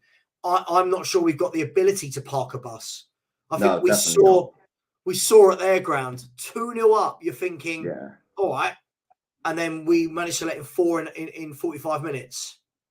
Yeah, it's boring now. It's boring to watch us play football now. Yeah, it's the same, isn't it? It's a side-to-side dance all the time. You know, there's no real. I mean, you look at all right. We went 2-0 up when we went there. That was the first time we've been in the box when we scored the first one. Yeah. You know, it doesn't matter how good the team is. You would have thought we'd have got up there at some stage. No, you would. Absolutely. Just quickly, Faz, dude, chill out. I think Pete he's a Cockney lad. He wears his heart on his sleeve. He doesn't mean it in a bad way. I think sometimes people take a swear word way too personally, right? Just chill, my man. It's not personal to you, right? He's even in the chat. It's not personal, dude. It's not personal. Would you expect to see the same team as normal? Do you think it's going to be the 3 up top, or do you think he'll have learned from the Arsenal games, from the City game, and we might pack the midfield to stop teams playing through us with ease? You'd like to think so, but will it happen? Definitely not, because he's too stubborn to do it. It's almost as though we haven't got another way of playing. Yeah. We haven't. You know, it's this way or no way. You know, all right, in the Leicester game, he went to 3 in the middle. Yeah. And we battered him. You know, after the first half was quite tight. Yeah. Second half, we come out and we went 3 in the middle and we battered him. You know, so I don't understand it. I'm with you. I don't really care if he's here or not. Because the football's terrible. Yeah. It's not the Spurs can you I see, grew up watching. Mark, can you see any way in which he is here next year? I mean, it's getting harder by the day. Health issues, family in Italy, not really getting back to a lot of players in transfer windows. If we don't make top 4, can we really see him signing another contract? Well, he's a fool if he does. He in my opinion, he's an absolute fool. I mean, he's already told us we got to lower our expectations. You know, like our expectations is sort of up here. The clubs are sort of down here. Yeah. And he's told us that. He's literally told us that. And so I can't see him being here. I think that for me was the biggest telltale sign. And Soren, I'll bring you in after. But I think for me, that was the biggest telltale sign. The moment, you know, last year, I think, you know, after a couple of the games where the toys got thrown out the pram by Conte, and fair enough, you know, whatever. He was talking about, look, I've not come here for fourth. I've come here to win. You know, we need to be ambitious. Then a year later, we're hearing him say things like, oh, right, okay, the fans have to temper their expectations. Now, if anything, Mark, I'm sitting watching and thinking to myself, well, we're a year further down the line. Yeah. Surely expectations should be going that way, right? So wasn't that a clear indicator that this guy's not going to be here next year, Mark? Oh, definitely. And as much as people say they don't want him, I'd have Poch back tomorrow. Definitely, without a shadow of that. I mean, you look at the football we played under that man, even though he wasn't backed. Yeah. You know? I mean, the two. I mean, when Poch, I used to really love us. Well, I used to look forward to watching games. Yeah. You know, going or watching it on telly. I used to, you know, but now I couldn't care less. I honestly couldn't care less. If I missed it Sunday, it wouldn't worry me. It wouldn't worry me in the slightest because it's probably going to get stuffed anyway. So let me come to you, Soren. This is an interesting one. I mean, look, obviously, I kind of feel like Poch needs a job somewhere so that this conversation stops. So either he comes back or goes somewhere else and we can stop this whole, you know, because it's a stigma, isn't it? It's there. It's in the background. Do you believe that if Pochettino picks up this current squad, Soren, that he would be able to get anything resembling like what he did in the first, I want to say the first time around, but it wasn't the whole 6 years we played beautiful football.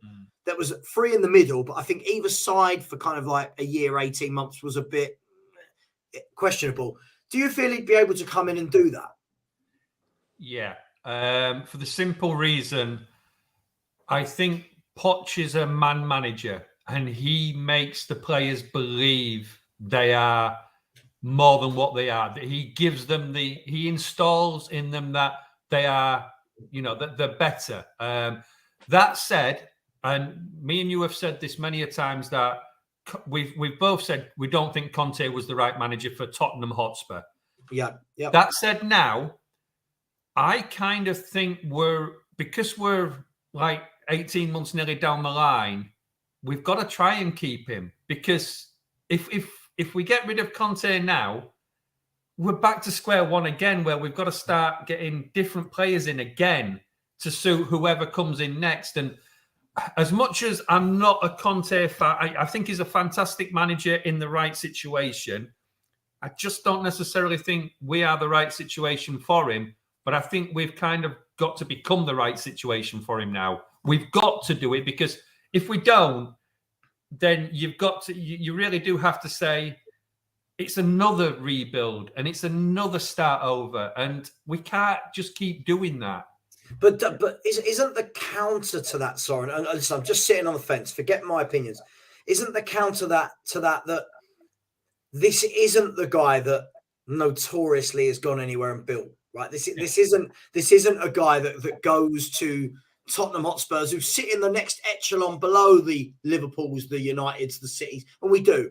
No matter how much we want to pretend we don't, we sit in the next echelon below Chelsea, City, Liverpool, Arsenal, Man United. He's used to being in that echelon up here. He's in this percentile. We're down here. So is it the best thing to keep him and just keep going? And because doesn't it bring the kind of circus atmosphere with having Conte? Yeah. And I mean, look, we've gone over this a few times, Sav, and the thing is, as whether we want Conte or not, whether we like the style of football he plays or not, we just cannot afford to keep changing managers. And sure. We've got to go down just a one line. More time? Can we do it just one more time? Well, I mean, don't get if Poch came in tomorrow, brilliant. I'm happy. I love the guy. I want him back in my club, because I thought you were going to say life. I thought you were going to say I want him back in my life. I need. Well, I do. Because under the big difference between watching Conte's team and watching Poch's team, there was never a second in the match you didn't think we could come back and win it.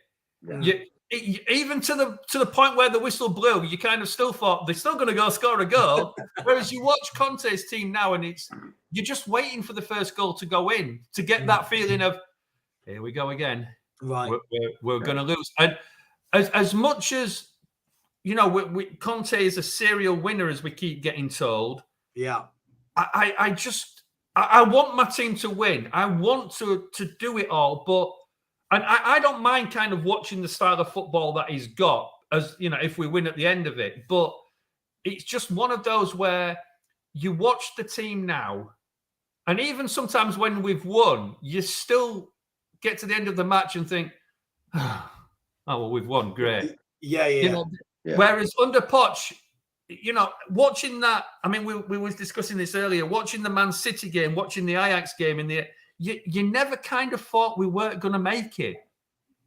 It was weird that under Poch, all the games you watched, you expected us to win.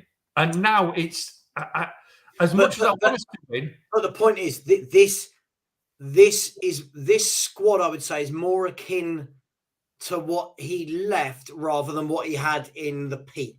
Would that be fair to say? Yeah. He's still got some good players there, but in terms of, I always look at a Poch system and think Poch's system is about pressing, running, keeping the ball, energy. And I look at this squad now and I think, is that there? Now, with a Doji coming in, yes. Porro, yes. Is it in the midfield three? I'm not sure it is. Have the forwards got the legs? Kane, Son, Kula.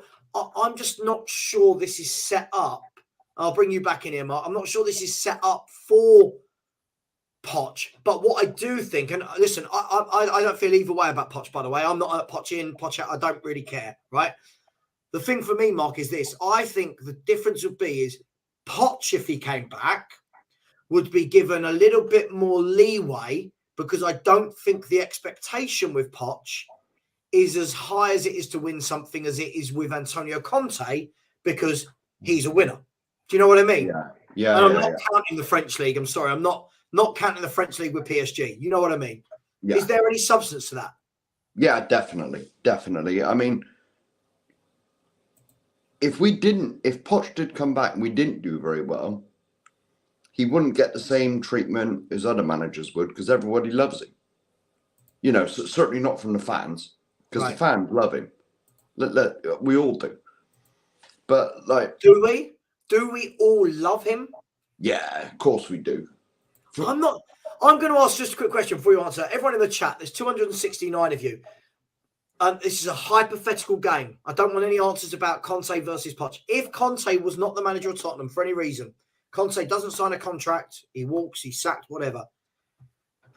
Is Poch the guy you want to come back? If you could have anyone out there, is Poch the guy? And I don't mean the Klopps and the Peps. I mean realistically, is Poch your guy? A simple yes or no.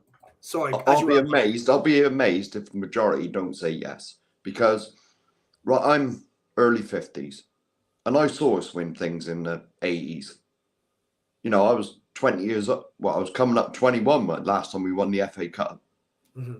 You know, and so I've seen the good stuff. Mm-hmm. But the football we played under Poch is the best football I've ever seen in my 50 years of supporting us. Okay. By far. Yeah, and we've had some good teams, good players. We've been through all this before. Your Hoddles, your Waddles, your Klinsmann, your Ginola. You know, we've had some fantastic players, but the actual team under Poch is the best team I've seen. Mm-hmm. I mean, there's a lot of no's here, Mark. There's a lot. I haven't seen a yes yet, unless I'm missing one. I mean, no, neither yes or no, no. Okay, slightly different. No for the sake of Poch as well as Tottenham. Yeah. No way. I mean, does that surprise you guys? Does that? It doesn't. Yeah, it doesn't surprise me in a sense. I think on another day you'd have a lot more yeses. But what I will say is the one thing. Part of the reason I would like Poch back is not just the football, but as a fan, I felt closer to the club than I ever have done for a long, long time. Yeah. You know, Martin Yol as well, Poch. You just felt closer to the club, whereas now. And you know, this isn't a Levy out statement because you all know my stance. But under Conte, I sit and watch him, and I just think, well, it depends what mood he's in as to whether what time. You know, if he's in a bad mood, he could walk tomorrow, and that's the thing I don't like about Conte is he holds the club to ransom, and you know, one minute it's like, well, I'm staying. Next minute, well, I'm going. If this doesn't go my way, I'm going. If this, you know, all of a sudden I'm winning, so I'm staying. And I hate that because, you know, I want if he comes out and signs a deal tomorrow and says I'm staying for the next 3 years, full backing from me again. Right? I backed him at the beginning, but I do think he's going to stay. I think he's going to stay. Do you? Yeah. I just can't. Can I say, you've probably seen me say this, so, and I think everyone in my chat has heard me say this. I'm of the opinion of this, right? Am I a Conte fan? No. His style for me, forget this style now at Spurs, even other clubs, yes, it's pragmatic and with the right players can be good enough, but it's not me, right? That's only me. That's only my personal preference. I loved the Harry Redknapp kind of style, you know what I mean? Get two wide men, attack at pace from the off. I remember games at White Hart Lane where under Redknapp, we'd start like a house on fire. Yeah. Lennon and Bale would go and test their full. Remember the old, if you were managing a team, go and run at your fullback. Go and see if you've got the beating of him in the first minute. That's me, right? But as I always say, I'm just a football fan. You two are just football fans, right? We don't have a say anyway. It's just a debate. If Conte signs that contract, I would turn around and go, cool, okay, cool. I won't be sitting here going, Conte's not the right man for the club, cool, all that. But what I will say is this. The moment he signs that contract, I then don't have any empathy or sympathy for him from the owner's perspective. So at the moment, the narrative from everyone is, we've not backed him. He's not had his players. What can he do with this? Cool. He's seen that with his own eyes now for nearly 18 months.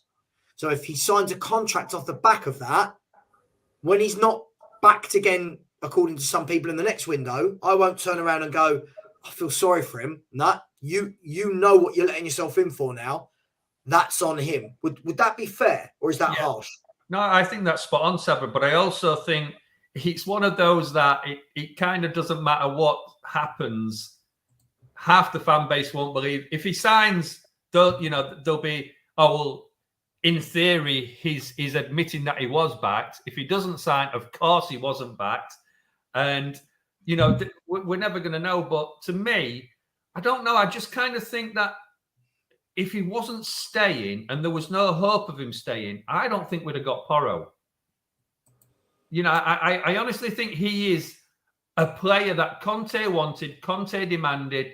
They've got him. So there must be some theory of hope that he might be staying. I could be totally wrong, and I usually am, but that's my way of thinking. Oh, yeah, Mark, I'm going to ask you your opinion just quickly before I do. I tell you what, this comment is, sorry, I meant to leave this up and I didn't. Guys and girls in the chat, this is a great one. If not Poch, who? Who are we going for? Who's your choice? Ryan Mason. Again, keep it realistic. Don't put in there managers that are at massive clubs that are never going to come to Tottenham Hotspur. We've all, nearly everyone has said no to Poch, barring a few. Who do you want to come in? I'll tell you what I would like, Savva. Swap with Potter. Let them have Conte and we'll have Potter. I'd take Potter. I think he's ideal for this football club. Yeah. I think he's ideal. But I don't think Chelsea are going to sack him, by the way. I know a lot of people were sitting there going, he's a dead man walking. I think when you pump in that much money as a business owner, I think you are acknowledging this is a big plan now. They've not gone out and bought loads of 27, 28-year-old world superstars. They're buying lots of good players for the future on big contracts. I think they'll stick with him, but that's a different story. Mark, who would you want if it wasn't Poch? What sort of managers? Someone like Poch. Just for all these no's in the comments, are they saying no just because of the owners we got, and they know they won't give him any money? I mean, that's what I take out of it. I'm guessing some people, it's that whole, do you go back to an ex-girlfriend type thing? Yeah. Is it ever going to be as good? If for me, I look at it like this. Poch had a really good team and couldn't get over the line. For me, this may sound harsh, but couldn't get over the line for me in a period when City, United, Arsenal, Liverpool were all in a kind of transition phase. I look at this squad now and think, I think he'd be under pressure from moment one, because I don't think that this squad is the tools that he needs. This is now being geared for a back five with, let's be fair, Kane and Son are what, 30 and 29? Yeah. How do you press from the front? He hasn't got a Dembele in the middle to glue things together. He's not got an Eriksen that gets all the assists. He's not got the goals from midfield in Ali. This is a very different setup to what he left. Yeah. I know people will say Dyer's still there and Davis, but in terms of that raw young quality, I don't think it's there. Well, see, this is the main thing that disappoints me. You just said Dyer and Davis. They were backups under him. They couldn't even get in the team. Yeah, and neither are first choice starters. This is how much we've gone backwards. Yeah, I mean, one thing I will ask you, Savva, seeing as we've spoke a little bit about Chelsea and Potter. Yeah, and I know it's not a comparison in the sense, but it's interesting. How many of those players that Chelsea have signed do we think of Potter players or club signed players? Well, and this is the thing. This is why I've always had this thing about when fans all of a sudden, we've not really said this under most managers, but now all of a sudden every signing is it a Conte signing? I would suggest that most clubs don't just make manager signings. Yeah. I listen, I'm not saying that, of course, managers will go, look, here's my preferred players and I want them, but I don't think Chelsea have at any point gone, Potter, go and pick all 8 of these, did you pick? Yeah. But the difference between us and Chelsea for me is they're going out and buying top players like Enzo Fernandez and Mudryk, Felix. But do you also think that Potter's probably sat there thinking, oh, fucking hell, another top, I don't think he's the type of manager. That's why I think he's perfect for us, that wants a team full of superstars. He wants a team that he can gel and put his arms around. Whereas... I'd ask you this, Soren. I know they've spent a lot of money, but I don't think they are a team of superstars. That's the thing. I think what they've bought, if you look, I might be right in this. I saw something the other day. I could be wrong. Every signing the club have made to date, other than Aubameyang, I'm pretty sure. Aubameyang and Koulibaly is under the age of 24.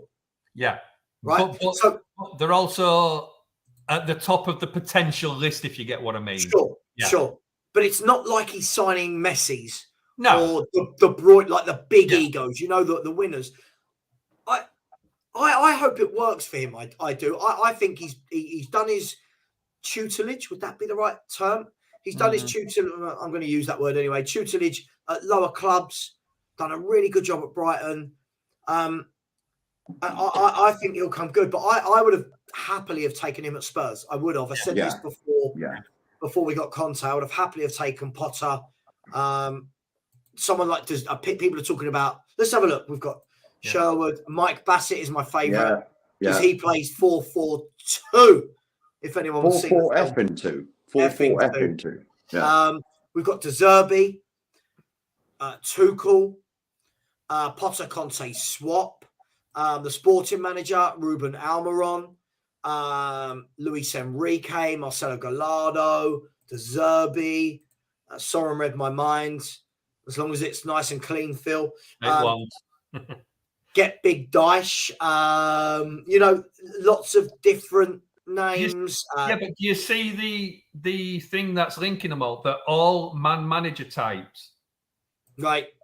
Nobody's, other than the Tuchel one, everybody's talking about managers that seem to go in and put their arms around players and get them playing rather than play, like a Conte style that comes in and says, it's my way or the highway. Do it this way. The players aren't good enough, blah, blah, blah.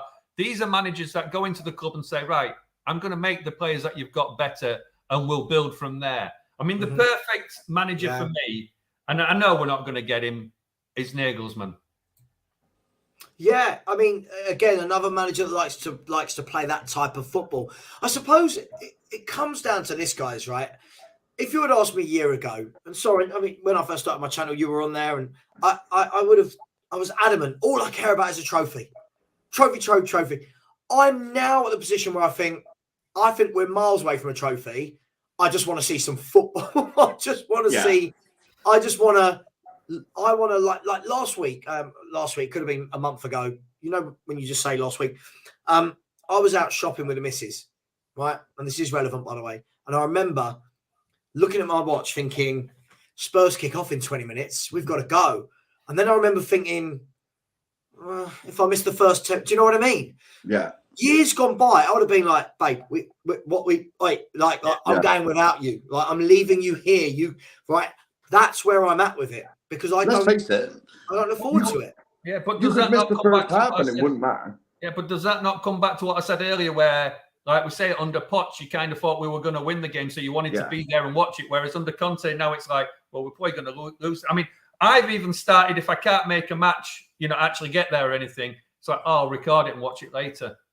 Because I kind of, I'm not as much, I don't, but, it's one of those where I think, well, I kind of don't think we're going to win this one or whatever, It's going to be a boring game, so there'll be one goal and I'll, if I hear the score, I'm not as worried about it been spoiled because I know the style of football we're going to play. You know, it's just one of those things where,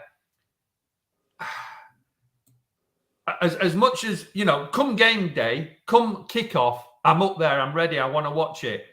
But leading up to it, it's not like the lead up, isn't it? Yeah. Like I'm sitting here now thinking, Man City at home, I should be pumped. Yeah. I should be like let's be fair, I know Arsenal are winning at the moment, but the best team in the country, they are. The best team in the country, you're coming to White Hart Lane, it is. You know, I should be well up for this, right? I should be like, right, nothing else is happening Sunday. That is me. From the moment I wake up, come on, get into the spirit. I can't get there. I don't mean the stadium. I mean, I can't get there internally. You know, I watch it. I try and get into it, but you just know what it's going to be like. And it's the fact for me is that I don't feel like we ever go at teams. You know, like the first half against Fulham the other day, lads. You're thinking, okay, Fulham are a decent team. He's done a brilliant job as Silva. But this time last year, they were in the Championship playing teams like Bristol City, right? And yet in that first half, I know we took the lead because of a bit of class, but in that first half, they were all over us. Yeah. And it was like, how have we gone from this team that wanted to play football to this team that just want to sit back and defend? I mean, the philosophy is now, let's just not lose. Yeah. It's not, let's go out, you know. I mean, we all talk about Tottenham being this great big team, you know, we're top 4, we're top 6, whatever. But yet we don't see that on the pitch. And I'm not, you know, again, I'm not saying it's down to the type of players or anything. I don't mean it that way. But I mean, you know, if we believed we were a top 4, top 6 team, surely we go and attack those other teams without thinking we'll just not lose. It's like, well, we're going to win, but by how many? Yeah, no, I agree. I mean, I'm seeing names in the chat like Klinsmann, Eddie Howe, Serena Weigman. Someone else earlier said Emma Hayes. I mean, I tell you what, I love Emma Hayes. Whenever I watch Emma Hayes interviewed, I think you're just down to earth. Like you're just no nonsense. I can imagine all of those girls in the dressing room absolutely shut up. Can you imagine who? And sorry for my ignorance. I'll apologise to everybody. Who's the lady that's in charge of the England ladies? Yes, Serena Weigman. Serena, yeah. Can you imagine her coming in? She wouldn't give a shit if she dropped one of our players. She has the balls to do that. And, you know, that's the type of thing that we would need, because she would come into the, you know, thing, and it's like, I've got something to prove here and I'm going to fucking do it. Bang, you dropped. Guys, I'll be honest. All I want is the next manager to come in. This is only me. Again, please don't ever go. This is just for me, right? This is just for me. I just want a manager that doesn't play wing backs. Yeah. I find it so limiting in terms of what you can do going forward other than the wing backs. Do you know what I mean? And what gets me is this all the time. We played Preston and Portsmouth in the FA Cup and it's still 5 at the back. I mean, let's face it, in both of them games, we could have had no one at the back. And they still wouldn't have threatened us. You know, I mean, that's what I was saying. There's no, he doesn't switch it up at all, ever. Yeah, I agree. Just quickly, Cello Vera, listen, football's a progression, right? So all I'm saying is, at the moment, all I would like to see is just some football. I didn't even say good football, some football. Some form of pattern, something that makes me think, oh, they've trained on that this week. Yeah. I'd never be an advocate of, oh, we lost 4-1, but we played well. No, I'm sorry. That's not what I said. So we've got to, please don't put words into people's mouths. And Philo, I didn't say, by the way, I don't watch every game. I watch every game. All I'm saying is, whereas before I would have absolutely had to be back for the first minute, now, if I'm 10 minutes late, it won't be something that I'm going to get into a row with my wife with. Before, it would have been carnage. Do you know what I mean? Before, well, let's face it. The thing is, though, you know... Sorry, go on. Well, let's face it. You just will miss the first half anyway, because we never turned up in that anyway. You just will come back for the second half. Well, we did against City, and then we went off for the second half. But what I was about to say is, though, I mean, I remember watching a game Spurs versus Chelsea when Mourinho was in charge, and we were winning something like 2-0, and then all of a sudden he changed it and put like 7 forwards on, and they came back and won. Can you think of a time where Conte has actually made them changes and we've come on and won? Now, we've come out in the second half and suddenly started playing, but it's never really been because of substitutions. I think the only one I can think of is when he brought Kulu back after he'd been injured. Yeah. And you know, Kulu made the change, but that's an individual player because we know how good he is. But I can't remember a time where I suddenly sit down and think, do you know, Conte's changed that game and we've gone on and won. Yeah. I think what I would say is, by the way, this guy's doing a very good job at West Brom. He picked them up. They were like bottom or something, a bottom 3 under Bruce, and they have flown right up to like 2 points off the top 4 or 3. Or so. Brilliant job he's done there. Just quickly, I'd say please smash the like button. There are 298 of you in the chat, only 133 likes. Please subscribe. We are now only 23 away from hitting the 3,200. I am quite proud, by the way. I was looking to get to 2,500 in year 1, and I'm trying now to be 1,000 above that. So thank you for all your support on that, people. Mo has said Serena Weigmann is a tactics-first manager. Players have to adapt to her and not the other way around. Yeah, I kind of get that, but we've kind of got that now with Conte. Yeah. And the problem is, for me, I get that, but if you haven't got the personnel to do it, I do think it's kind of a definition of insanity to just keep doing it if you've not got the personnel. But hey, that's only me. That's only it's me. interesting you say that, Sav, because we were talking about this earlier about, you know, I was saying that with Conte, if you haven't got the players in place to start with, you find a system that suits them players until you've got the players to suit your system. And a little bit of toing and froing with it and being a little bit, you know, that, you'll change your system for this game or that game. And, you know, a lot of people will say, no, that's wrong. You've got Conte in, so you play his system, whether it works or not, and make the players fit that system. It doesn't work. No. Yeah, I think that's the thing. Lots of people say Marco Silva. Interesting one, Marco Silva. Had a couple of really bad spells at clubs, but he's doing a really good job at Fulham. He's another interesting one. That for me looks more like what Spurs will do. That sort of a manager. Yeah. By the way, can we calm down with the whole thing? Look, I'm not saying it would ever happen, but listen, I don't think there's anything wrong with celebrating how good some of these female managers have been. I just think Emma Hayes comes across very knowledgeable, down to earth. I like it. Typical Cockney lass. Do you know what I mean? Yeah. She's just, I've actually met her when I worked at Chelsea. She's really nice, knowledgeable. Puts on a very good training session, by the way. Puts on a very good training session. Don't you think, you know, and I'm not disrespecting the guy, you know, I don't know him, but it's comments like that will make sure a woman never does come into management in the Premiership. How will we ever know until we try it? Yeah, no, I agree. I agree. I'd like to see it. Listen, I think when it happens, I think it will naturally. I apologise. I'm not saying I think this should be the case. I think it will be lower down the leagues where you'll first see it. But why not? Why can a female manager not manage? It's football. Why can she not? Why can a female manager not manage a men's team? I.e., if Serena Weigmann was managing the England's men team, what would be so different from her doing it to Southgate? Like, I'm just asking questions. I'm just asking. Well, let's face it. It was a few years ago. There was. I mean, we got the lines people now. I mean, women do that in the Premiership. Yeah. Well, there's certainly one that was doing it.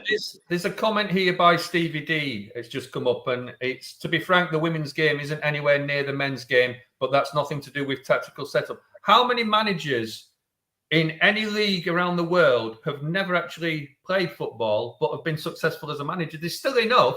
Yeah. You know, I'm not saying there's more, but there are managers out there that never played at a high level or whatever. So it doesn't mean to say a woman couldn't come in and be tactical nous enough to be able to manage a football team. Now, whether she got the respect enough to be able to do that is a different question.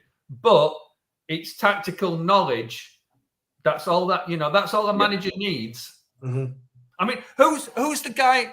I think it's one of the French leagues, French teams, and he's in his mid-20s. and he's the manager there. And every time they play, they get fined 20-odd thousand because he hasn't got his badges yet.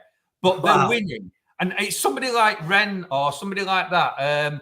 And it's a young lad. I just can't remember his name, but he's doing so well. But he's never, he's a young manager. He hasn't got his badges, but they're doing it. Mm-hmm. No, absolutely. Just quickly a few. Listen, Billy, I think you're confusing two very different things here. Is the level of player different? Absolutely, it's a different, more physical game. Is the understanding and the ability to manage different? I don't know. I feel like if Emma Hayes went in and managed. Let's pluck a team. If Emma Hayes went in to manage Charlton Athletic. I don't know what I'm saying, that they're one of the closest clubs to me. Why could she not do a good job at Charlton Athletic? Why? I'll just ask people in the chat. Listen, by the way, I know what will happen. People will go off this stream and go, oh my God, Savva's been in there saying Spurs should hire a female manager, when I've not said that. But I would like to see it at some point. My local team are a shit show, so she'd do better than our current manager. But there you go. I've got to pull up the last message that Jeff Ives has just said as well. The only thing that matters is the men's team. End of. No, sorry, mate. You're wrong. That is bullshit. No, Jeff, for me, sorry, mate. This seems like an opinion stuck very much in the kind of 80s and 90s. I think why can't the women's team be prioritized? Let's be fair. To prioritize, sorry, I say prioritize. Why can't it be on an equal footing? To back the female team, the women's record signing, I think, is 300,000, 350. Someone was going to buy someone for 400,000, right? And smashed it, wasn't it? In the transfer window, was it Arsenal was going to buy someone, or someone was going to buy someone from Arsenal, or Arsenal were going to buy someone. Arsenal were going to buy Russo, weren't they, from Man United? Man United, that's right. For 400k. I'm sorry, I don't. Sorry, Jeff, I don't get with that. Listen, whatever we want them to do with the men, sure. That doesn't mean that the women's team is completely irrelevant. I don't subscribe to that at all. Yeah. Well, our women's team have done better than the blokes team. So was the England team. Yeah. Pyrex in the background. Dude, put a top on. Hey, what? Pyrex was got dude, put a t-shirt on. I'm not going to get you on if you've got no top on, am I? Jesus Christ, what is wrong with people? Phil P. Hello. Evening all. How are we? Happy Friday. Happy Friday to you as well. If not Conte, who? This is the conversation. Who? We've got lots of mixed opinions going on. Yeah, you know what? This is it's so strange on the way to listen, mate. Sort of meeting with a customer. Just exposing the wrong ones. Hello. You know what I mean? Hang on, Pirates. Hang on, Pirates. Hang on. Can't just jump on and start talking. Wait a second, my man. Go on, Phil. I was literally speaking to my mate who we go with, and a lot of the sort of anti-Enoch out sort of vibe. One of the key sort of arguments that always gets thrown in. Well, who is going to take over the club then? Who's going to buy the club?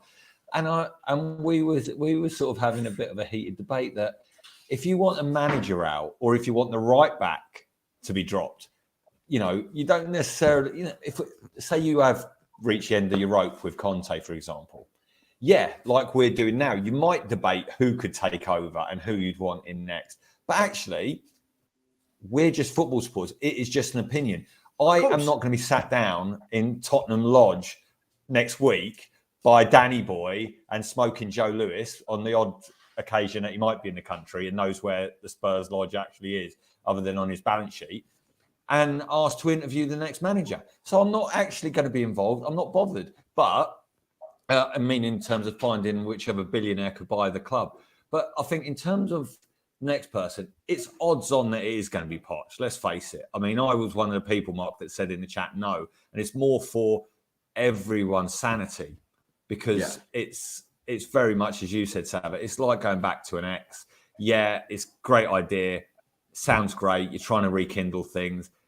If he comes back, it's, once bitten, twice shy. Why come back to the same person that's not going to back you? And it's going to be the same old tired excuses. The only positive thing is, and I'll put it in the Phil, that's the thing for me. We keep talking as though it's a given, right? Everyone says, well, we all know it's going to be Poch. I say the same thing I said about Kane and about Conte, right? Being idiots if they sign new contracts. Poch is an idiot if he comes back. Like, you've been bitten by the owners. You've seen how they've acted.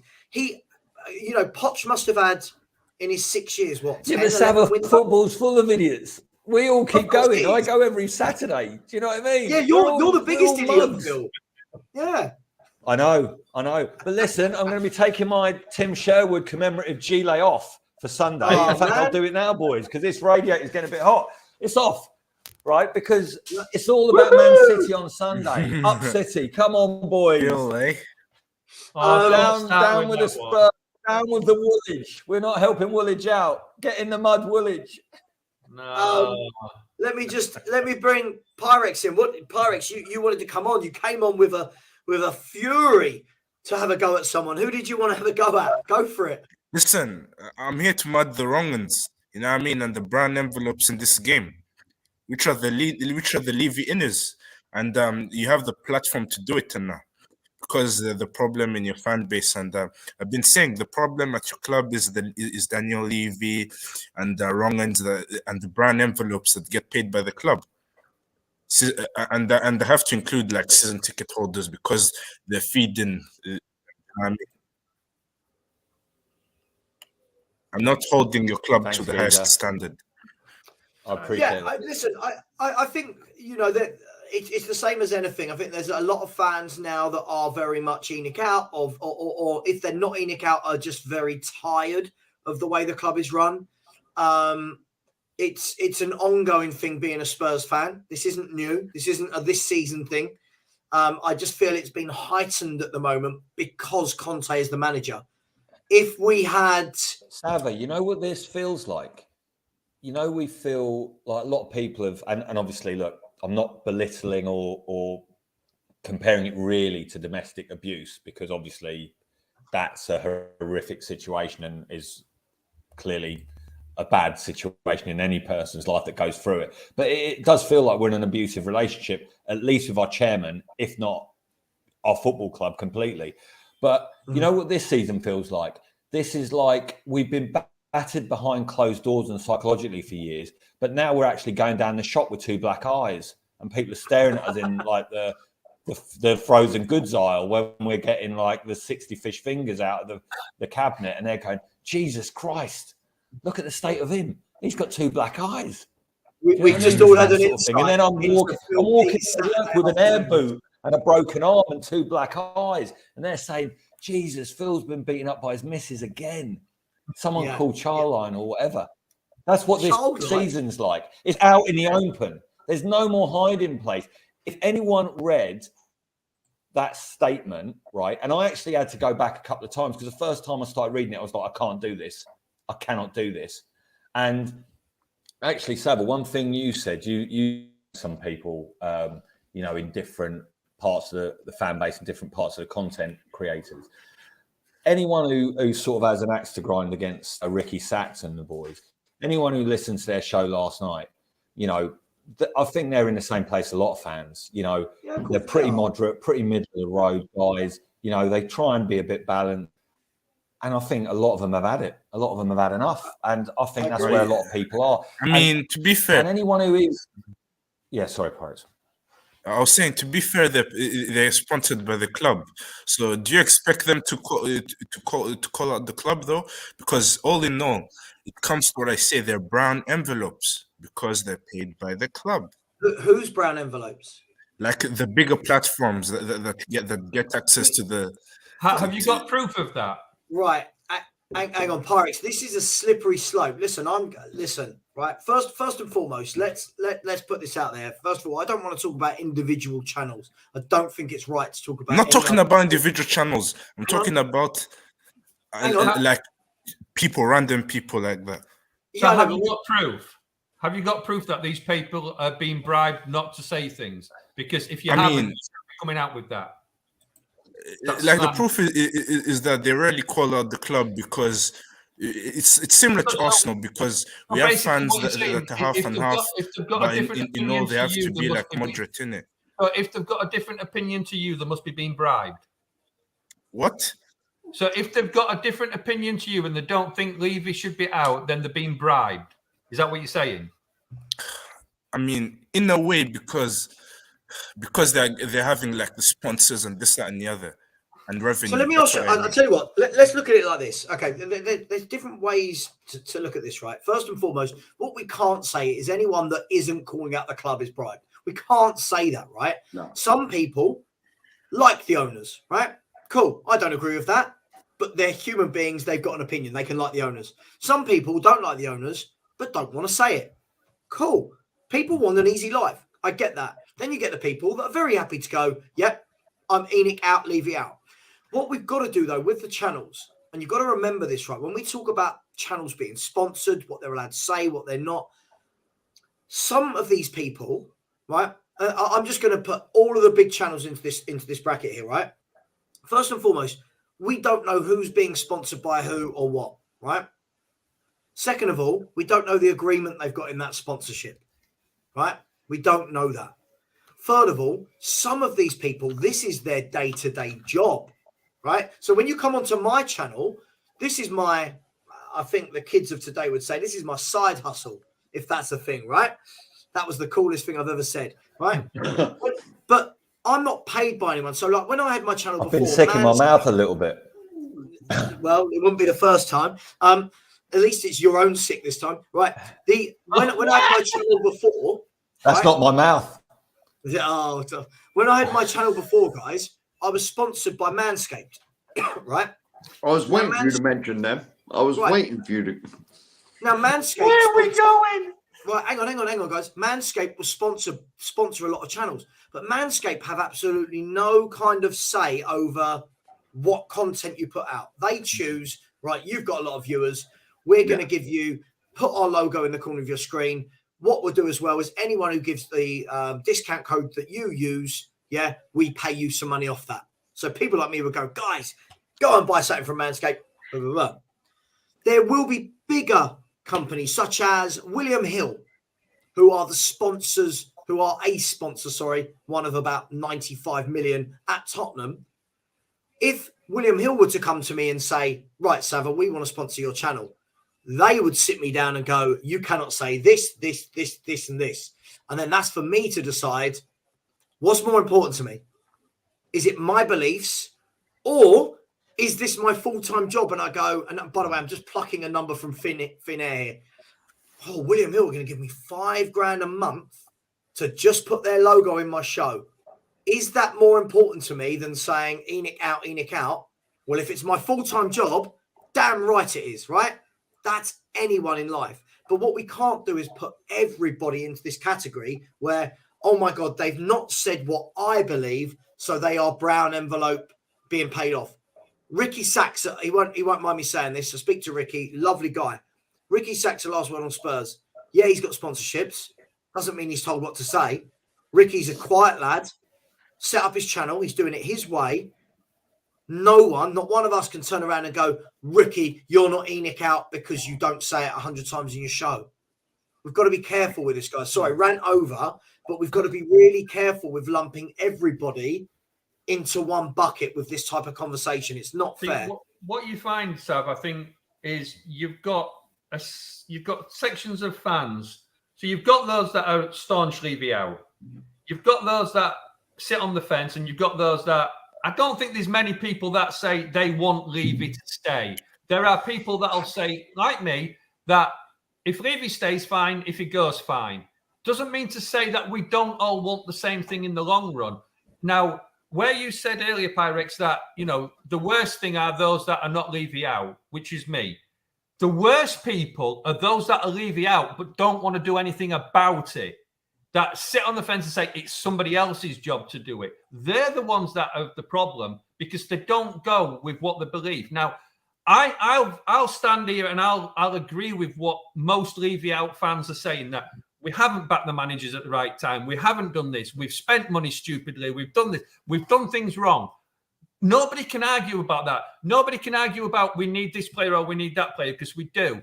The only difference is that we don't all see it would change if Levy went, or if, I mean, Levy's probably not the problem. It's probably Enoch more than Levy, because they still employ Levy. I know he's a shareholder and he's got a fairly big sharehold, but every decision isn't necessarily what he isn't told to do. I mean, I don't know that, but, you know, the thing is, we're all split and we all have our own opinions. Now, most of us agree on the opinions. We just don't agree on how it's going to change. That's the downside. But, you know, to come out can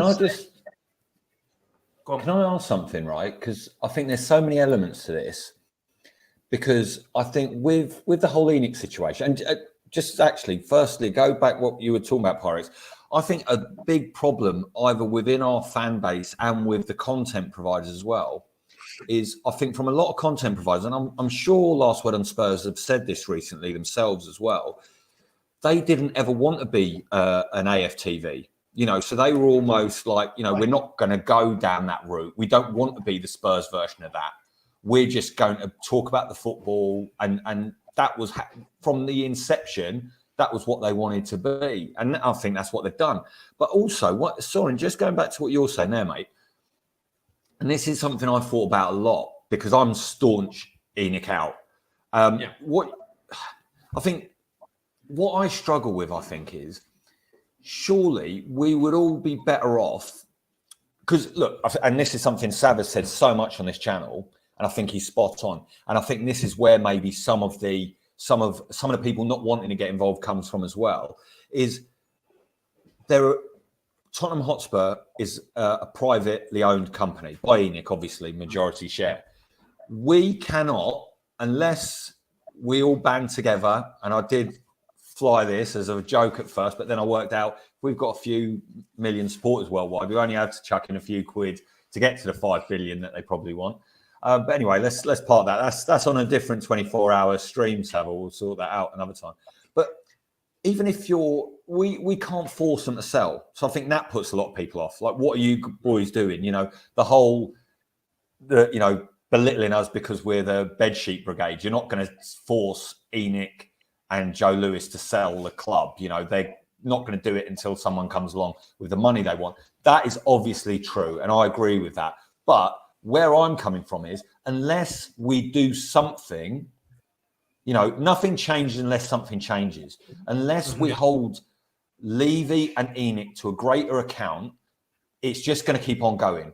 And we all know that the definition of madness is doing the same thing and expecting a different result. So that's where I think we do have to do something.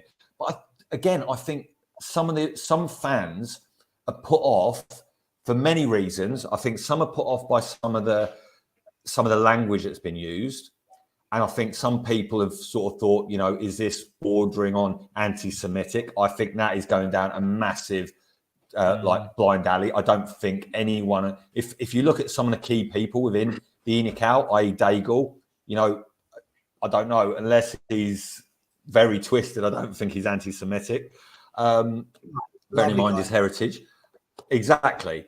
And he's just got the best for the club at heart. But look, surely more moderate fans, maybe like yourself, even if you supported Enoch out more, we'd have more chance of some of the behaviour of the owners changing. Do you know what I mean? We're not going to force them out, but we can force them to change.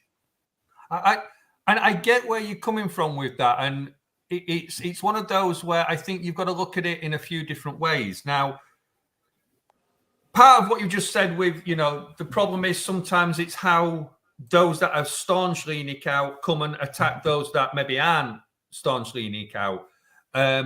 But I also think that a lot of the supporters for Enoch out now, and I'm not talking about your Brian Daigles, your Stell, you know, all those. I'm talking about the ones that have suddenly just jumped on because we're playing shit football. If we started winning again, they all of a sudden, I'm not saying all of them, but a few of them would be, oh no, it's fine again now. They've jumped on a bandwagon, and that's the wrong type of Enoch out people, and they're the ones that are calling the ones that are maybe still on the fence or don't look at it the way that they do, because they don't understand the real reasons that people want Enoch out. Soren, don't you think as well, guys, that look, with a lot of this, it's different levels of support. Now, what I mean by that is there's some people who are very relaxed in life that are like, yeah, I support Spurs. We're doing all right. We're fifth. We're in the Champions League. I'm happy. Why on earth would I want to join that? And then you get the people that live and breathe it. Yeah. So I would like to think most YouTube creators live and breathe it, because if we didn't know everything that was going on with the club and didn't follow absolutely everything, we wouldn't have anything to talk about, right? Yeah. So you have to make sure you're in the circles and you're getting the information and the ITKs and all this kind of stuff. But I think what's important is if some people have to get there naturally by themselves, I don't think it's something that you can push people to do. And I think most of the heavy hitting people that are protesting, and fair play to them, absolutely fair play to them. Most of those people are people that have felt like this for many a year. As you said, Soren, this isn't an overnight, oh my God, they're not back in Conte, go. This is a, hang on, we've had enough. Yeah. But until people get there themselves, I do feel that at some point we've got to remember it's football. I just think a little bit of me is like, when I take a step back, I think let's relax a bit. And some of the videos don't help. And what I mean by that is there are videos online of people chanting like death to Levy at these kind of protests. Now it's not, by the way, let me just cover that right now. That isn't your Brian Daigles, etc. No, that's not what they're doing. But the problem is, once there is one protest where that is sung, that's the narrative now. Yeah. The narrative is, if you are Enoch and Levy out, you want all these bad things to happen to the owner. And I just feel like, Phil P, we've talked about this so much. I just feel that this has now got so messy within our club that I don't see any way in which it all comes together and there's any harmony. If I'm wrong, we're busted. We're busted, mate. It's all broken. And to your point, Soren, I think, look, and to coin a phrase that Savva, I think you might have had this once or twice. You know, when Spurs are doing well, Enoch out, we're in the mud, aren't we? Because what can we say? Because they're doing the right thing. When we finished above the Gooners, what can we say? We were all buzzing at the end of the season. I mean, that game on May the 12th when we beat Arsenal, and that's when it started to turn. One of the best atmospheres I've ever been to at any football match ever. Best atmosphere at a new ground completely. And it's that sense of belonging started to come back. But look, I think there's a couple of elements as well. Sure. That thing where there was, some of those chants and whatever, I've got a real issue with this because I was at that protest. And even before that, it was just after the Super League debacle. There wasn't that many people. So I was absolutely, heartbroken that there wasn't more people. It was only a few weeks after the huge protests at Old Trafford and the huge protests outside the Emirates. And I thought, right, this is going to be our version of this. Now, I don't think those protests actually help us, because maybe even the demographic and the economic situation of a lot of Spurs fans helps, because, we're quite a well-to-do bunch. We're all, happy-go-lucky people that some of us have done quite well in life, not myself, unfortunately, but some of the fan base. And to be honest, they don't want to be getting involved in anything that's going to be anywhere deemed to be like, problematic or criminal or anything like that. So that's never going to be the case. But the thing I have against this, and a lot of big accounts, again, after I back them a bit, I'll have a bit of a pop. There was a lot of really harsh criticism of that protest afterwards and about the idiots and the songs and what have you. And look, I've got a massive problem with this. And I've told you about this, Savva. Look, and it's quite topical now because of the article in The Guardian last week. For 20 years, we've sung about a certain ex-player of ours, and I've sung it. I've got no problem in singing it. But in the end of the day, he is a player, right? And he's gone on record, and we all know that he's had mental health issues. Yet no one is saying they're not going to go to a Spurs-Arsenal game at White Hart Lane because someone is singing, and maybe they are singing. We're all having a party. whatever. Yeah. But the Yeah, we know minute what that you a few drunken young lads at the end of the lockdown Yeah. have gone outside White Yeah. Hart Lane and sung the same song about Daniel Levy, who in the end of the day has done more to harm this club than Sol Campbell ever has, all of a sudden it's anti-Semitic. Oh my God, it's so distasteful, this, that and the other. Listen, where's the equivalency? Where is the equivalency? So it's okay to sing it about a black player, but it's not okay to sing it about a white Jewish chairman. Okay, so let's have it right. There's levels to this, and I'm not saying that it's in any way racist, the chanting against Sol Campbell, but in the same way, I don't think in any way, shape, or form it's coming from an anti-Semitic place to sing it about Levy. But to be fair, Phil, all the people behind the protest the other day, sorry, Savva, one sec. All the people that went to the protest at the training ground, we were under manners, no Spurs merchandise, because other people have had a pop at people that were at the first protests were organised by Ben and Sim straight after the European Super League, because someone was holding the banner up, but they had a bag from the club shop. You know, and I get it. It's not a great look. The optics are bad, whatever. Yeah. But there was no singing about Levy, about that chant. And there was no drinking, because we didn't want any of that propaganda being thrown at us. Yeah.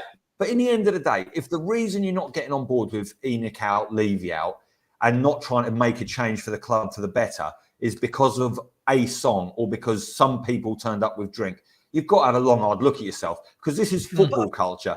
And a lot of people drink and a lot of people sing dodgy songs. So get over yourself and get involved. The difficult thing with this, Phil, is that anybody in any walk of life who's having a debate with anybody else is always going to throw in whatever suits their argument, right? That's life, right? So those people that don't want to say Enoch out, it's convenient, and I get it. They're going to go, well, I don't want to do it because of X, Y, Z. Now, I don't see the point in protesting myself, but what I won't do, which again, that's because your missus won't give you the key to your bedroom, mate. Your missus got you locked in that bedroom for the last 6 months. In the handcuffs. Calm down, Phil. Yeah. Look, but you know, Phil, I won't put any more money into the club. Now, this is where it gets difficult, because you've got people's different perception of what does it mean to boycott the owners, right? This is where I'm not saying there's a single right or wrong. There's merit to all of it. I won't go, right? I can afford it. I won't go, right?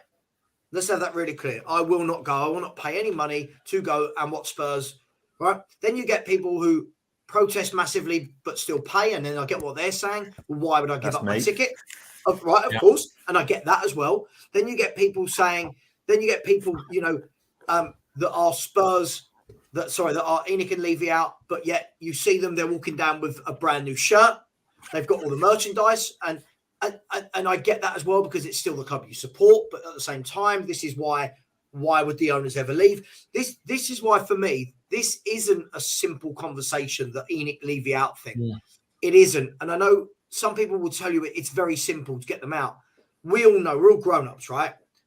We all know, realistically, we're talking about a 4 to 5 billion corporation. Yeah, when I say corporation, I'm not talking Enoch. I'm talking Spurs, right?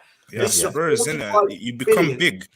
You were bought for 21 million, and now you're worth billions. You know what I mean? Exactly. So to get them out, is there one right way to do it? I don't know. Is there 10 right ways to do it? Are there 10 wrong ways to try? I genuinely don't know anymore, guys. What is right? What is wrong? All I know is there's so much fracture in the fan base with what actually is Enoch Levy out, what isn't. If you aren't Enoch Levy out, you're the devil. If you are, you're the devil. It's just all a bit. I think that's the point where I am, and I'd like to think, I'm pretty rabid Levy out, Enoch out, but I'm not. I would encourage anyone who's in any way fed up with the current situation to come to the protest and just see what the vibe is, make your mind up for yourself. But we do, just like Brexit only succeeded because it became a broad church where you could have been massively, on the right and all about migration and immigration, or you could have been massively on the left and it was all about sovereignty and all that sort of vibe.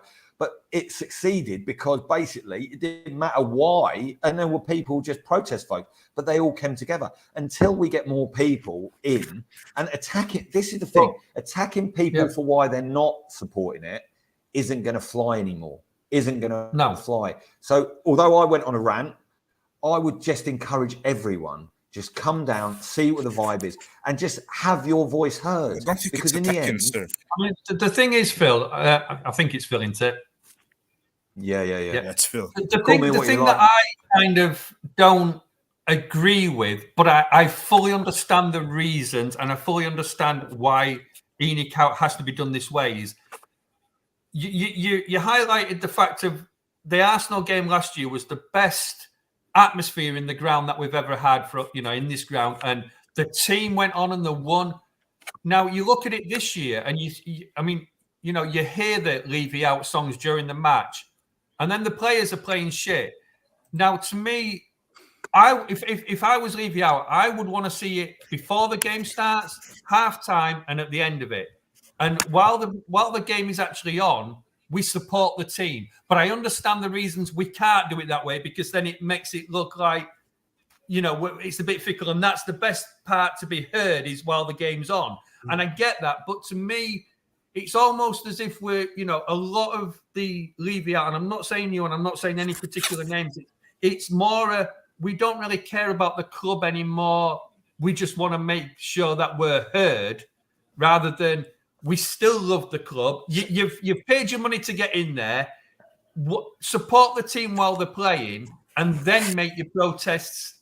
But I understand you can't do it that way. The whole thing people say, Sorin, is support the team, not the regime. And to be fair, look, I think the ideal was Fulham away. If you heard that atmosphere at Fulham away, I don't know whether Sky had, because Sky got a bit of criticism for the Palace game because apparently the Enoch out, Levy out chanting was quite vocal, but it seemed to me that the volume was getting turned down at certain times. But I don't know whether it was a particular, Spurs, member of staff who maybe doesn't like them. They had that microphone very close to where those away fans were, and they were giving it full beans. And you've got to respect it. But they were fully singing back in the team, but also saying, "Get out of our club." That is a perfect blend for me. Sorry, Phil, I'm with you. Let me ask you guys. By the way, I'm going to stop the show in about 8-9 minutes. By the way. Because one day I will be divorced if I go. I mean, the fact that I said I'm not out tonight, love, I can't then just sit in and stream. So I'm going to end the show. I've got to let you out of the bedroom first, mate. No, I've got to let you out of that sex dungeon. Now, where do we stand on this? I mean, and again, I'm just asking questions. For me, what I think would be good was anybody that is Enoch Levy out and does have a season ticket. Is there any merit in them not attending or going and walking out early on?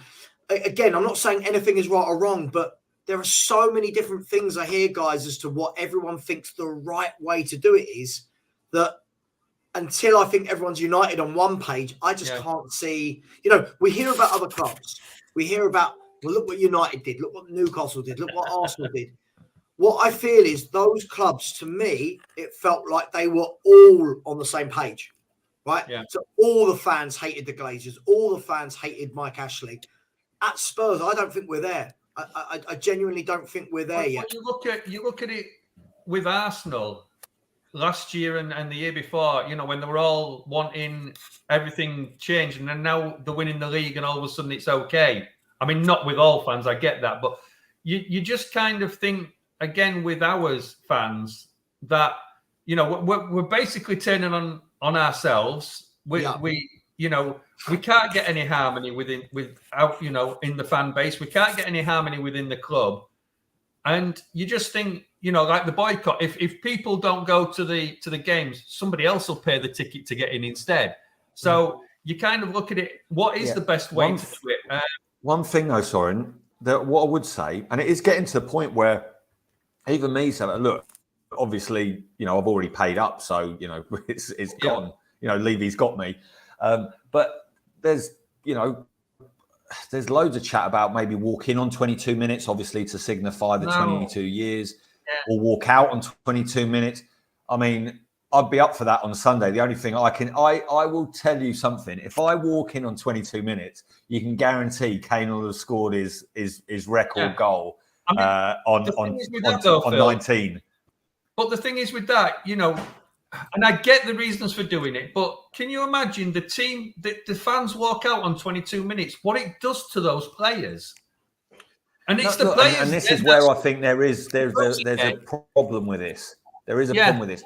But sorry, I think the issue is there wouldn't, at the moment, I don't think there's enough people. You know, it would literally be me, my dad, and a few of our lot, and maybe a few other people spotted around walking out. It literally just looked like we're going for a wow. Do you know what I mean? It wouldn't. No one noticed any difference. But I do think it's getting to the point where I would say this, right? When over the last couple of years, under the end of Poch, and then obviously Mourinho was mostly COVID, but then just before, you know, the Nuno times, whatever, there might be over 100,000 people on the season ticket waiting list. But I'll tell you for a fact, if one of the kids can't go to the game, or I'm trying to sell a ticket and I can't find anyone within my mates group to go, and I list it, if we're rubbish, you cannot shift those tickets, right? Get in touch with me. People are voting with their feet. When we're brilliant, then you'll go. But there's loads of tickets on the ticket exchange for upcoming fixtures. So look, Lee, and could you imagine this though, Phil? Levy's Could you imagine this though? So instead of walking out at City, all the fans are singing, but all of a sudden a massive banner comes over all the fans while they're still singing Levy out, but you're still singing, supporting the club. You know, you're not going to affect the players quite as much because you're still supporting them. And I'm not saying it's possible, but Soren, isn't this what I was saying? That there is no everyone's got their right own or wrong, idea of what is right, what is wrong. Yeah. And look, I don't know. Look, guys, I do want to actually have some dinner and stuff. Pyrex, is there anything you want to say to wrap up this conversation? I'm aware you haven't talked in a while. Listen, lads, I was saying, I do agree with your points, but come on, these bloody players are multi-millionaires, man. Like, come on, man. You don't have to be snowflakes, man. They deserve, like, criticism. Constructive, not abuse, by the way, before the snowflakes start coming at me. And as well, like, I get you. You can do it in different ways. I'm not saying go crazy and berserk, but you need to hold your club to accountability. And you guys delaying and 100%. Delaying, you're feeding into their narrative. That's what I'm trying to say. You know what I mean? And doesn't it go back to, again, it's all, you know, we're assuming that everyone thinks the exact same thing. That's the problem here. Is what I've found, especially the channel's nearly a year old. I had my old channel for a couple of years before that. What I found in those 2-3 years is it can be very much, if someone disagrees with your opinion, then everything they say about anything else is then wrong. And I don't think that's right. So I get it. Do you want to scream and shout for the owners out? Cool. Should we be screaming and shouting that at the players? Does it affect the players? We don't know, right? Does leaving on 22 minutes affect those players? I don't know, probably. But the thing that cracks me up is, right, we're having this chat about, don't want to upset the players and this and the other, and probably going along the line of Pyrex' sort of snowflake comment. But I'm not as cool as him, so obviously I can't use these sort of modern terminologies. But in the end of the day, we're so worried about upsetting the players and this and the other. We're booing Chicken Royale because the guy's absolute, trash. But look, exactly, and you pay money to watch the geezer. The name, Phil, exactly. We pay our money, so it is up to us. Yeah. Look, I'm not saying we don't upset the players. I'm not saying it that way. What I'm saying is, though, if you're out there playing a game and you're trying to win, and all of a sudden your players, your fans are walking out on 22 minutes, you're not, that's going to put a downer on your performance. Now, I'm not saying if the players are playing shit, we shouldn't give them grief and all that. I mean, I was at Man City a few years ago when we were playing Gareth Bale, and it was like, no, get him off. And then all of a sudden he came great. I was one of the ones singing to get him out of my team.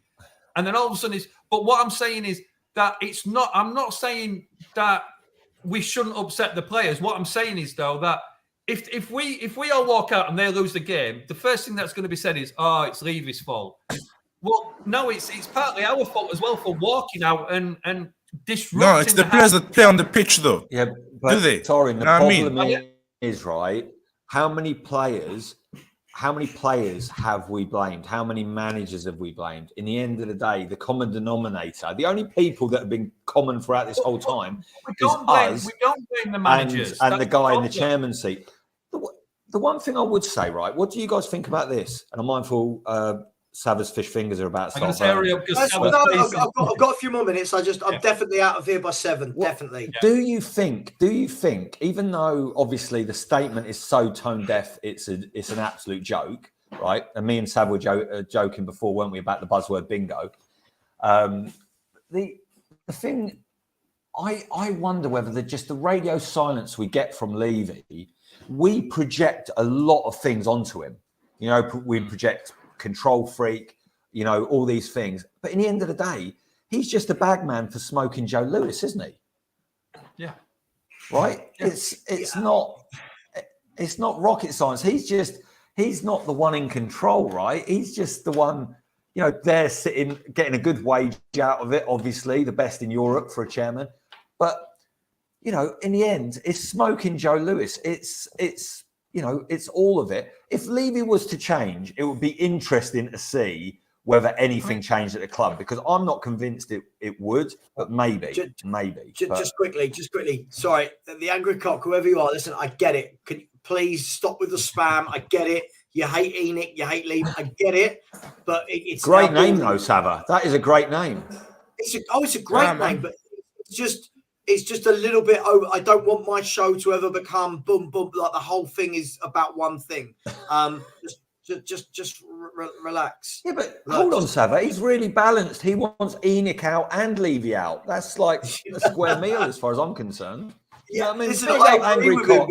You tell him, mate. Come on. Woo! It's just a bit too much. Look, all I think is you've taken 4 people, right? You've taken 4 people who all have different opinions just here. Everybody in the chat has different opinions on what will work. Baby, would you do me a massive favour? I think what we plug me in because it's about to die. Yeah, but you're not on mute, Phil. Just so you know. Sorry, I didn't know. I didn't tell you what she was about to plug in. Yeah, well, there you go. That's what I was worried about. I just think it just goes to show that we talk about how easy it is and it's simple. Just get them out. I genuinely believe, as someone who's wanted them out this club since about 2007, now is more difficult than ever. They've built the empire. They've built the cash cow. And also you find a section of your fan base are feeding them. That's where my term came in of brand envelopes. Those guys are them that feed them to get like the skywalks and bloody blah. I'm not singling out. Let's pay their game, and those guys are the problem. And that's like a section. Can I cheer everyone up? Yeah, I think the biggest Boris, problem. I want to cheer everyone up. Yeah. Sorry. If you are right, and I'm not going to age everyone on this panel, but I worked this out the other day. If you are under 40, right, under 40 years of age on planet Earth or anywhere else, you will barely remember the last time Spurs won the FA Cup. Think about that. If you're under 40, think how many Spurs fans and people you know in your life. Yeah. My kids, all my nieces and nephews, right, and they're getting a bit older now, none of them have ever seen Spurs lift any silverware unless you're counting the Audi Cup. I've seen actually Spurs lift silverware. I mean, the thing is, though, with that, Phil... Are you a time traveller? Are you a time traveller? The thing Pyrex, is, your reception is awful, Pyrex. I see things that will never. Yeah. The thing is with that, Phil, over the last 10 years, and I know, you know, we talk about what ifs and blah, blah, blah, and it's a load of shit, but we have been in 6 finals. We could have won silverware under Enoch. We just didn't on the last game of the thing. And Sorry, David, who I go with all the time. He's my mate and he's my season ticket brother. says winners find a way, losers find excuses. Yeah, you know. But what and I'm it all saying, comes yeah, from but the what I'm top. saying is with But that is, maybe it's difficult.